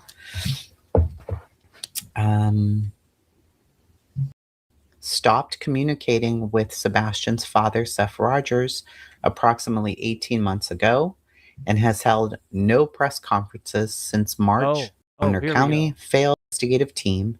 Sorry. Let me back this up. They've said almost 2, so they're going to need to amend this. But in any case, so this is we I'm assuming this is. Oh yeah, this is Sumner County. I'm sorry. All right. We already know these things here. We just read all of that, so we're going to go down. My ass. Yeah. Here we go. We're going to start here, okay? Despite all of the context, which was known or readily available to law enforcement through DCS records, the DCS Child Protective Investigative Team, proceedings in which Sumner County participated, the detective assigned to the DCS case, the Sumner County investigation into Sebastian's disappearance was inadequate, negligent, and untimely abandoned. Sumner County failed to secure the scene, failed to verify the stepfather's alibi, failed to investigate why surveillance cameras at the home were not working, scaled back the search after approximately 1 week, assigned only a single detective to the case, stopped communicating with Sebastian's father, Seth Rogers, approximately 18 months ago, and has held no press conferences since March 2024. So the jurisdiction, it goes over that, which is self-explanatory. The Sumner County Sheriff's Office is the law enforcement agency organized and existing under the laws of the state of Tennessee, operating within and serving Sumner County, Tennessee. The SCSO. I'll go full screen so you guys can kind of see it a little bit better, and I'll still kind of pause it a little bit. My ass. Yeah.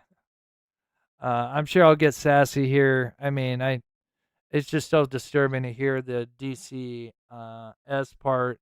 I'm sure. But I am very interested to see what we got in this part.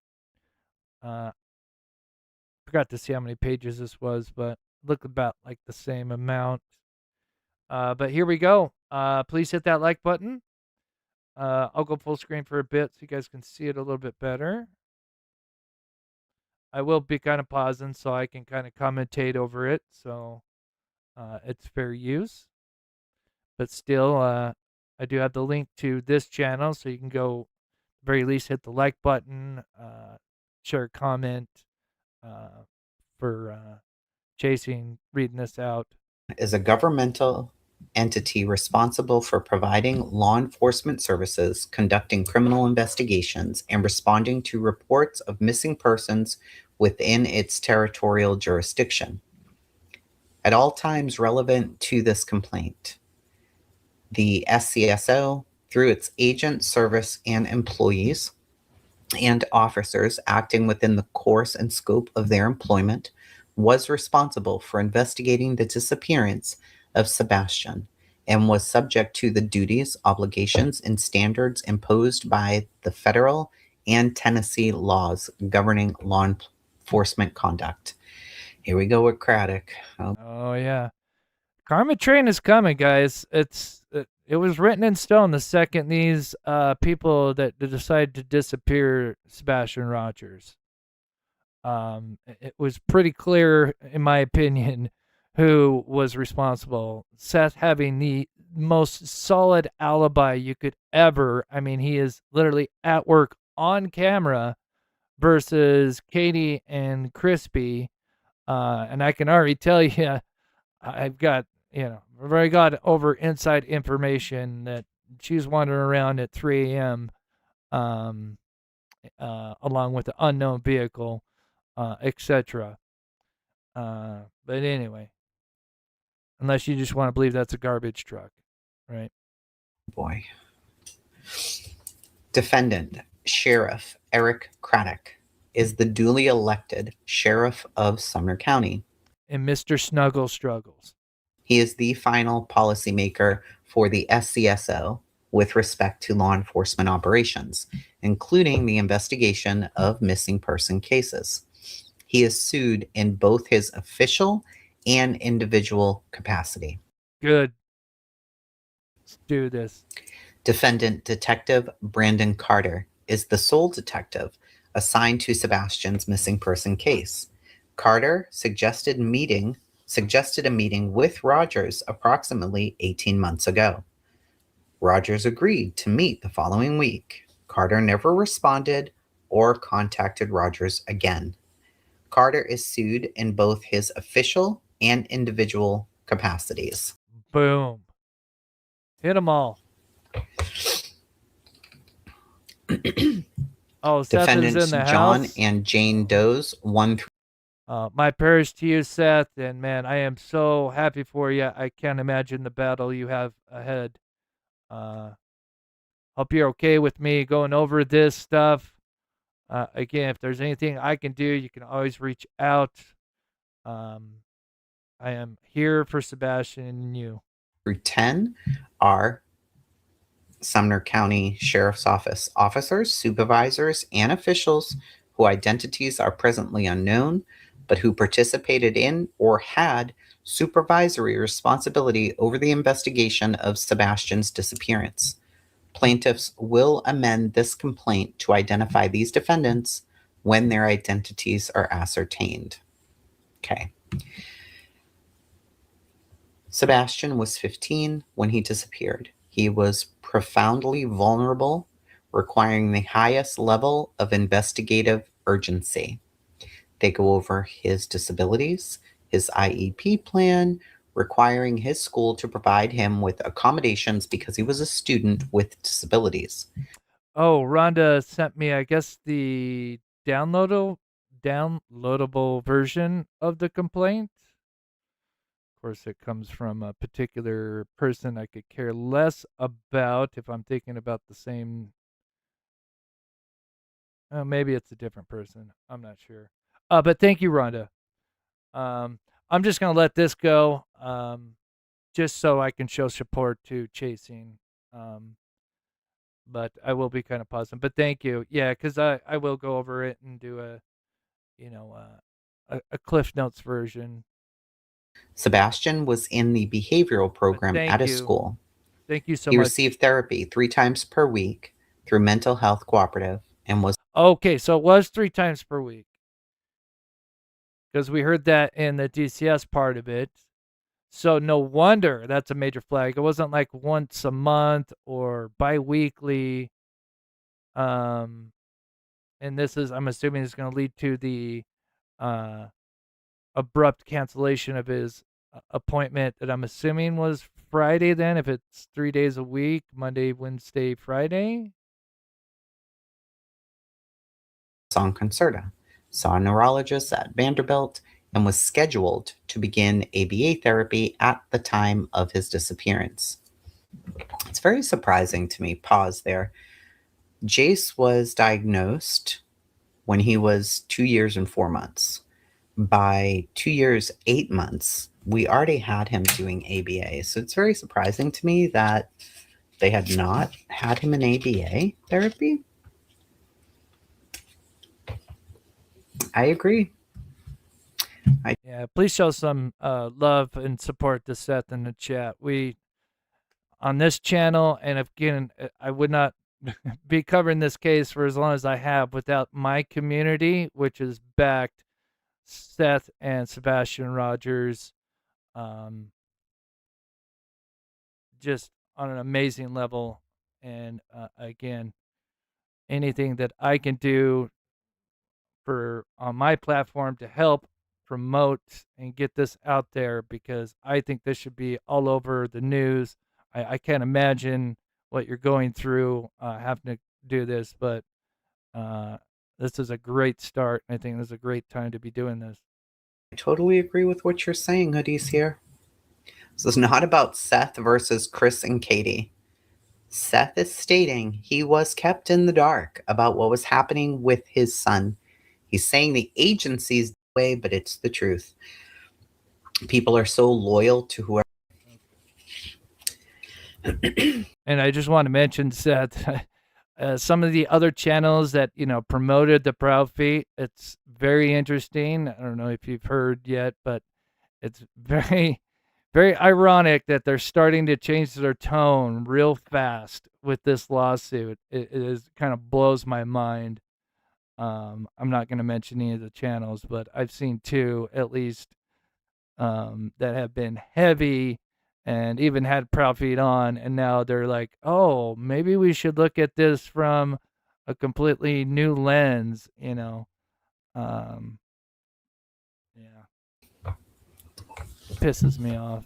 His therapist reported that as a consequence of prior SA, Sebastian was sexually aggressive and suffered from frequent bathroom accidents. Law enforcement reported that Sebastian had some homicidal thoughts. It's interesting to me, law enforcement reported that he had homicidal thoughts. Yeah. How did law enforcement know that Sebastian had such thoughts? I don't know, but well, clearly they would be getting it from DCS, but clearly they didn't take that seriously, or because they're incompetent. Before Sebastian disappeared, the Sumner County Sheriff's Office had direct knowledge of and involvement in Sebastian's situation through its participation in the DCS Child Protective Investigative Team. I wonder if that's kind of like if a child goes missing and there's prior stuff that's gone on, that is just something that has to be reported. I would assume that would be a default. Team included the Sumner County Sheriff's Office, Juvenile Court, Ashley's Place Advocacy Center, the Assistant District Attorney. So, okay, that's how I just answered my own question. Before he disappeared, the Sheriff's Office knew of Sebastian because DCS had the investigative team, which included the Sheriff's Office, Juvenile Court, Ashley's Place Child Advocacy Center, and the DA. On November 3rd, 2022, and again in May of 2023, the Sheriff's Office participated in the proceedings regarding Sebastian's cases, and a detective was assigned through the CPIT. Interesting. Interesting. Very interesting. This is very interesting. So, I all agree. right. Through the CPIT proceedings and the DCS records, law enforcement knew or should have known the following. He had been essayed by a peer in California over a period of weeks, which included forced oral and anal penetration. Oh my God. Sebastian was afraid of his stepfather, Chris Proudfoot, and feared being hurt if his father found out about the sexual abuse. Proudfoot admitted to DCS that he whacked Sebastian in the belly. Sebastian's situation, through its participation in the DCS Child Protective Investigative Team. Let's see. So Seth mentioned something about the CPIT. I'll have to look that up here when we get a second. Yeah, because obviously this keeps popping up.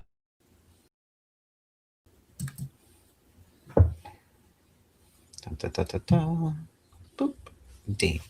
Neighbors reported that Proudfoot hated the child and wanted the child to die.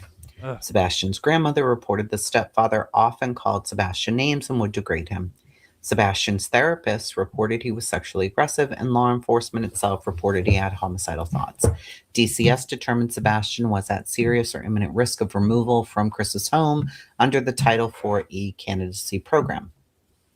Sebastian had multiple diagnosed disabilities, including the autism, ADHD, chromosomal deletion, and he had never left the home alone before.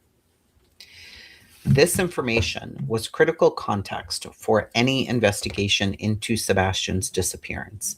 It pointed directly at the household as the primary focus of the investigation and at Chris as a person of significant interest. Yeah, it's a no-brainer.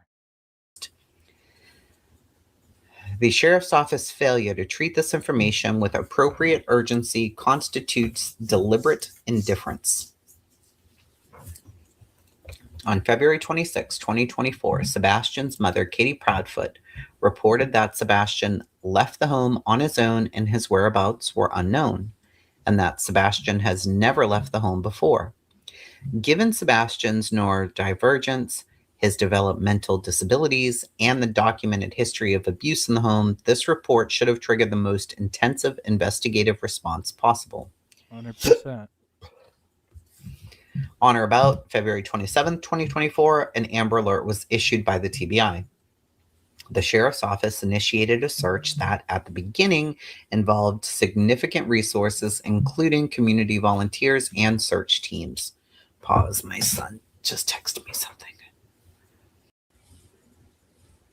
This child leaving the home keeps texting. Okay. To enter the home before it was properly processed, the sheriff's office failed to secure the Proudfoot home and allowed reporters and family members, including Seth, to enter the home before it was properly processed as a crime scene. The sheriff's office failed to verify Chris's alibi that he was approximately 3 hours away at the time of Sebastian's disappearance. And this, I always go back to this part with the failed crime scene thing, where people are just coming in and out. It always reminds me of the John Benet Ramsey case. Of course, do not hope this has the same kind of ending, and he's out there. But just the fact that people are wandering around, destroying evidence, and God knows what they were doing during those days and days after.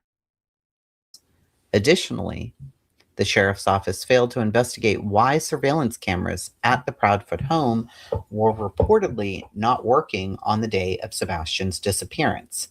The fact that the cameras were offline and that there was no investigation as to why and when the cameras were not functioning should have been a significant cause of suspicion and point of thorough investigation, because upon information and belief, Katie Proudfoot installs and operates security cameras for a living. After approximately 1 week, the sheriff's office scaled back its physical search for Sebastian and shifted to what it characterized as the investigative side. Only one detective, Carter, was assigned to the case. The sheriff's office held a singular press conference April 3rd, 2024. No public updates were provided, no reward was offered, no additional resources were deployed. Law enforcement stopped searching for Sebastian. Rogers attempted to stay in contact with Carter and to provide information from the public, including tips he received through his own outreach efforts. Carter failed to follow up on tips that Rogers provided.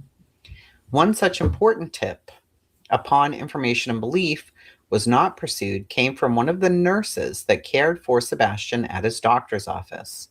Upon information and belief, this nurse reported that on Friday, February 23rd, 2022, Katie preemptively canceled Sebastian's doctor's appointment scheduled for the following week, just a day or so after his disappearance. The nurse stated this was uncommon and, in hindsight, concerning, as Sebastian was always present for his appointments. And as somebody had mentioned, what was told to this nurse or doctor's office, like what was the excuse that he couldn't make it, right? Because obviously he wasn't sick. He went to school that week. He looked okay. I mean, as far as health goes, I mean, to a point at Texas Roadhouse footage. Yeah. So what was the communication between Katie and this nurse, and what was the excuse for the cancellation? Major red flag. And another thing, go full screen for a minute, that I kind of noticed again, because there's so many coincidences, but the neighbor that captured the flashlights, 1 and 2, subject 1 and 2, their timestamp froze, and guess what day it froze on? It froze on February 23rd, the same day that she called to cancel the appointment. Again, that could just be a strange coincidence. And then it comes back online, the timestamp, the day after he goes missing, whether it's Sunday or Monday, but Tuesday it goes back online. I've talked about how, yes, those cameras that sort of thing can happen, but for the infrared, which is the nighttime mode, which would have captured a lot more if it was working, you have 2 systems that go down for practically 5 days, when typically something like that, even for those cameras, it's typically 24 to 48 hours, and usually then they reset, there's an update, there's a firmware, whatever, fixes themselves. So the fact that it's out for 5 days, to me, is super sus. Yeah, there is no coincidence. Yeah. Anyway, back to full screen, but that is just, yeah, super sus. Let me grab this real quick here. Serenity. Law enforcement needs to stop taking parents' word that the kid or kids are just missing. It is getting to be too often that the parent or parents are the guilty party. Yeah, it's kind of a double-edged sword, but yeah, I get what you're saying. That, yeah, they need to just stop the second, especially if there's any kind of red flag, unless it's like cut and dry that the kid is like a runaway or something, and there's actual evidence to show that the kid ran off. When you've got all these cameras in this neighborhood and he's not captured on a single one, that should have just yeah. Which were But thank you, Serenity. I agree. Frequent and ongoing. So, on Friday, February 23rd, Katie canceled the doctor's appointment that was scheduled for a day or so after he had disappeared. Okay. Approximately 18 months before the date of this complaint, Carter suggested meeting with Rogers. Rogers agreed, and the proposed meeting was the following week. Carter never responded. No further communication from the sheriff's office has been received by Rogers. The TBI also told Rogers they would call back, but never did. This 18-month communication blackout, during which a disabled child remained missing and unaccounted for, is itself evidence of deliberate indifference. 100%. Sebastian's case was not allocated. And then, of course, with the cemetery footage that we sent over, there was like, I think, one communication that I think they just said, yeah, we received it, kind of cut and dry. And then after that, it was radio silence from them. The resources or attention it deserved. Sebastian was assigned one detective. Law enforcement held a single press conference. They made no request for FBI involvement, deployed no advanced forensics. Worse yet, law enforcement refused to accept leads from the public, much less follow up on them. And they What I would like to know, and I don't know if it's further in the report, is the 3D scanner that that TBI used in the backyard. Like, where did that go? That they wouldn't just bring that out for nothing. And we know that was brought out for the 3 a.m. lights and the vehicle. Completely abandoned all communication with Sebastian's father. Tennessee ranks 70th? No. 7th. Nationally in missing persons cases. Wow. These words are all going together now. They rank 7th nationally in missing persons cases with 991 active cases as of mid-2025, 924 unresolved cases in the NamUs database as of January 2025.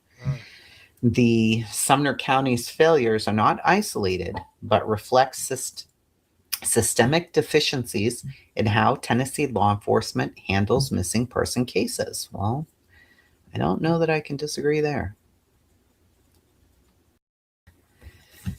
Plaintiffs incorporate by reference all preceding paragraphs as those set forth herein.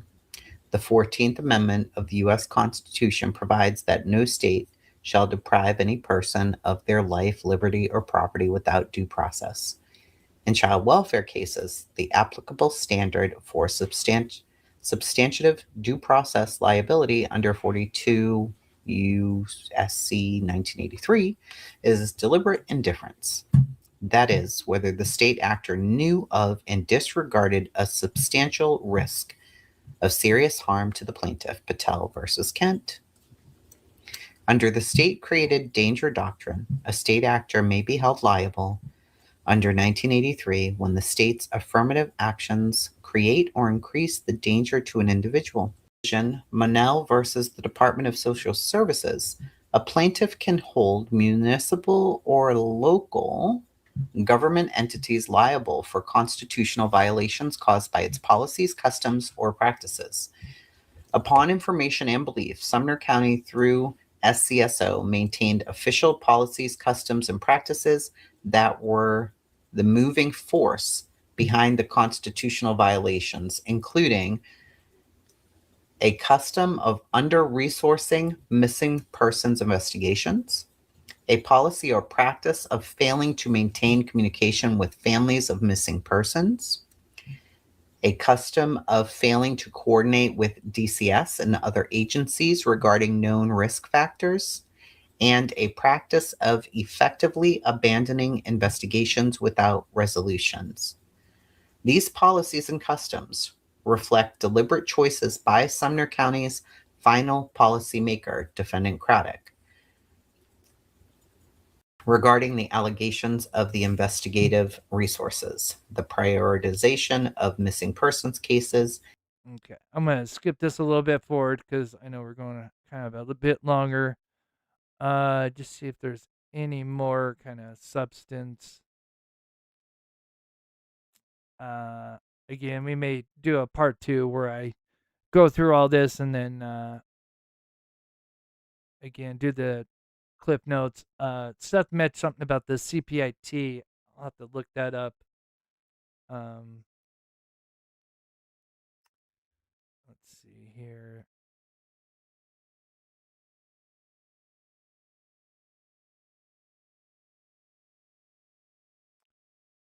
Um, 51, 54.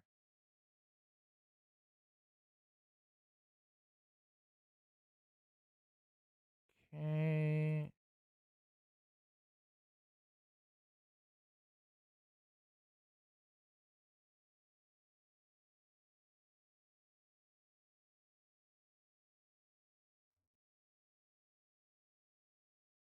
Oh, let's see what it reads. Let me see what it reads right here. His disabilities, and the known danger in the Proudfoot household. A reasonably competent law enforcement agency, knowing what the Sumner County Sheriff's Office knew, would have preserved the crime scene, verified Chris's alibi independently, investigated the non-functioning surveillance cameras, deployed resources commensurate with risk, maintained interagency coordination with the TBI and FBI, and sustained regular communication with Sebastian's father throughout this investigation. And they did none of these things. And again, I am no lawyer or how this works, but and I don't know what else he could add in there, but again, some of that's kind of what I'm trying to look into is any other ammo that I could help Seth with, but with the unknown vehicles, like the fact that they told him it was a garbage truck and told the locals it was a garbage truck when they clearly knew it wasn't a garbage truck. And if that is in the report, like we talked about earlier at the beginning of the show, if that's the case, that shows that they were just had no, just had no stake in this case, and wanted to move on. And then with Green Hoodie, the whole fact that showing him a body cam of some blurred person and he could only hear the voice. Again, did they just pull a random transient off the street that just happened to be wearing the same green hoodie 7 days later or something like that? I forget the exact days. Again, I guess that's something maybe he has to get into discovery before they can actually prove that and put this in a amended complaint. Craddock and Carter's negligent acts and omissions amount to willful, malicious, and grossly negligent conduct. Okay, they breached their duty through acts and omissions. All right, let's see. Ongoing harm under the Tennessee Governmental Tort Liability. Yeah, people are just very skewed, and it's alarming, I would say. This one is it? I think it was this one here. Hold on.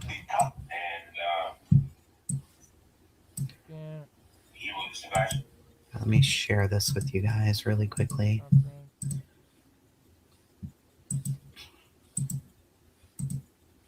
In your communications with Katie, that like she didn't want custody, that she didn't want that responsibility, and I am reading this.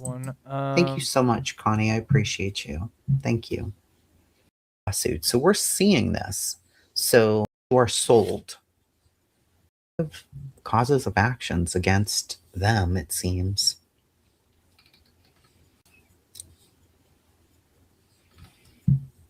And I would be beside myself if my child went missing and nobody would communicate with me. Okay, only because I've been going for at least 3 hours, and my poor mods here, and Sassy, thank you so much for helping out.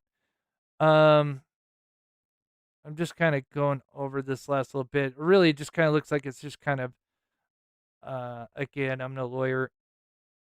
It's definitely not my area expertise, but it just kind of goes over the defendants and the grievances, and obviously just going over some of the details. Okay, so that's it. I will get my hands on because somebody sent me a link to it, so I appreciate that. That is absolutely disturbing, of course. But I'm happy for Seth, but I can't imagine the what he's got to go through. This has got to be a big battle. Why in the hell can I get this? There we go. No way, that wasn't working. But one last time, please, I have the link to Chasing Truth. You know, they did an amazing job reading that. And please, if you can, hit that, give them at least a like, a comment, subscribe if you'd like. But at the very least, give them a like for doing that. That was amazing. He said to look up the. Oh, I gotta look at it here.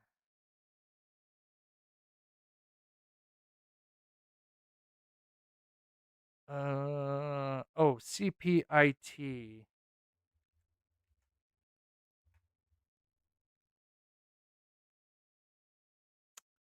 Crisis Prevention and Intervention Training. Wait, is that the right one?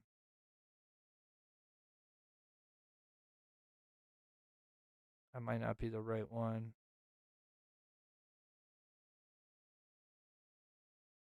Yeah, maybe I'll go, just because I've gone so long. He told me to look this up, but maybe I'll save that for my next live when I kind of get the cliff notes and get my hands on it, so I can just kind of go over it. And but again, thank you to everybody showing up, and again, huge shout out to Sassy, Jennifer, D popping up, Pocahontas is on vacation, but and thank you, Sassy, for the membership. I appreciate that. Thank you for your empathy and care, Chris. And of course, the mob crew. Thank you, Jennifer, for everything. But yeah, I will definitely look that up. Oh, I appreciate that, Lisa K. I think shout out to Chasing. I think they did that very professionally. I understand, that the DCF stuff is very disturbing, and but I think this is ammo, and I think this needs to get out there. I think this needs to get out there, out to the bigger outlets. Nancy Grace, all them. Boy, I would love to see a round two with Nancy Grace and Katie and Chris. Maybe they might be in jumpsuits at that time. One more time, this is Tyler Wagaman. This was sent to me. Just a sidestep, 1 second. He's 33 years old. He went missing out of Greenwood, Indiana. So if anybody's out there, he went missing just over a month ago on June 15th. Last seen on June 17th on Hollybrook Drive in Gosport. I hope I pronounced that right. Family's got a $6,000 reward right now. And there's the phone number just by chance. If you see this guy, he's 6'2", so he's a big guy. He was last seen driving his Ford F-150. I think that's a pretty memorable license plate, TK with the XP at the end there. Indiana license plate. But if anybody's out there, I did have somebody send that to me, I think a day or two ago. But that's something we used to do every day, and I'd like to try to bring that back. Because we're here to support the missing. Rob, thank you so much for the membership.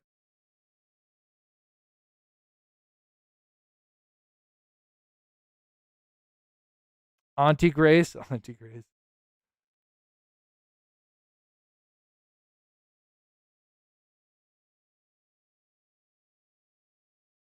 I'll be honest, she's one of those ladies that doesn't look like she really ever ages, and I love her spunk.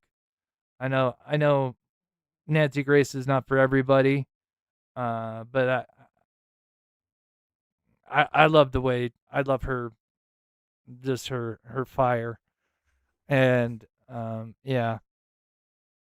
If only she knew what we knew now back then, man. Oh, I bet she would have pinned them. But anyway, yeah, I know this has still got a long ways to go, but super proud of Seth, and I can't imagine, the fight ahead that he's got. But sounds like he's got a good lawyer in his corner. So happy for him. And again, Seth, I know you just texted me, but anything I can do, please feel free to email me, text me, call me. I am here for you and Sebastian. But man, it's a long time coming, that karma train. It may take a bit, but you know.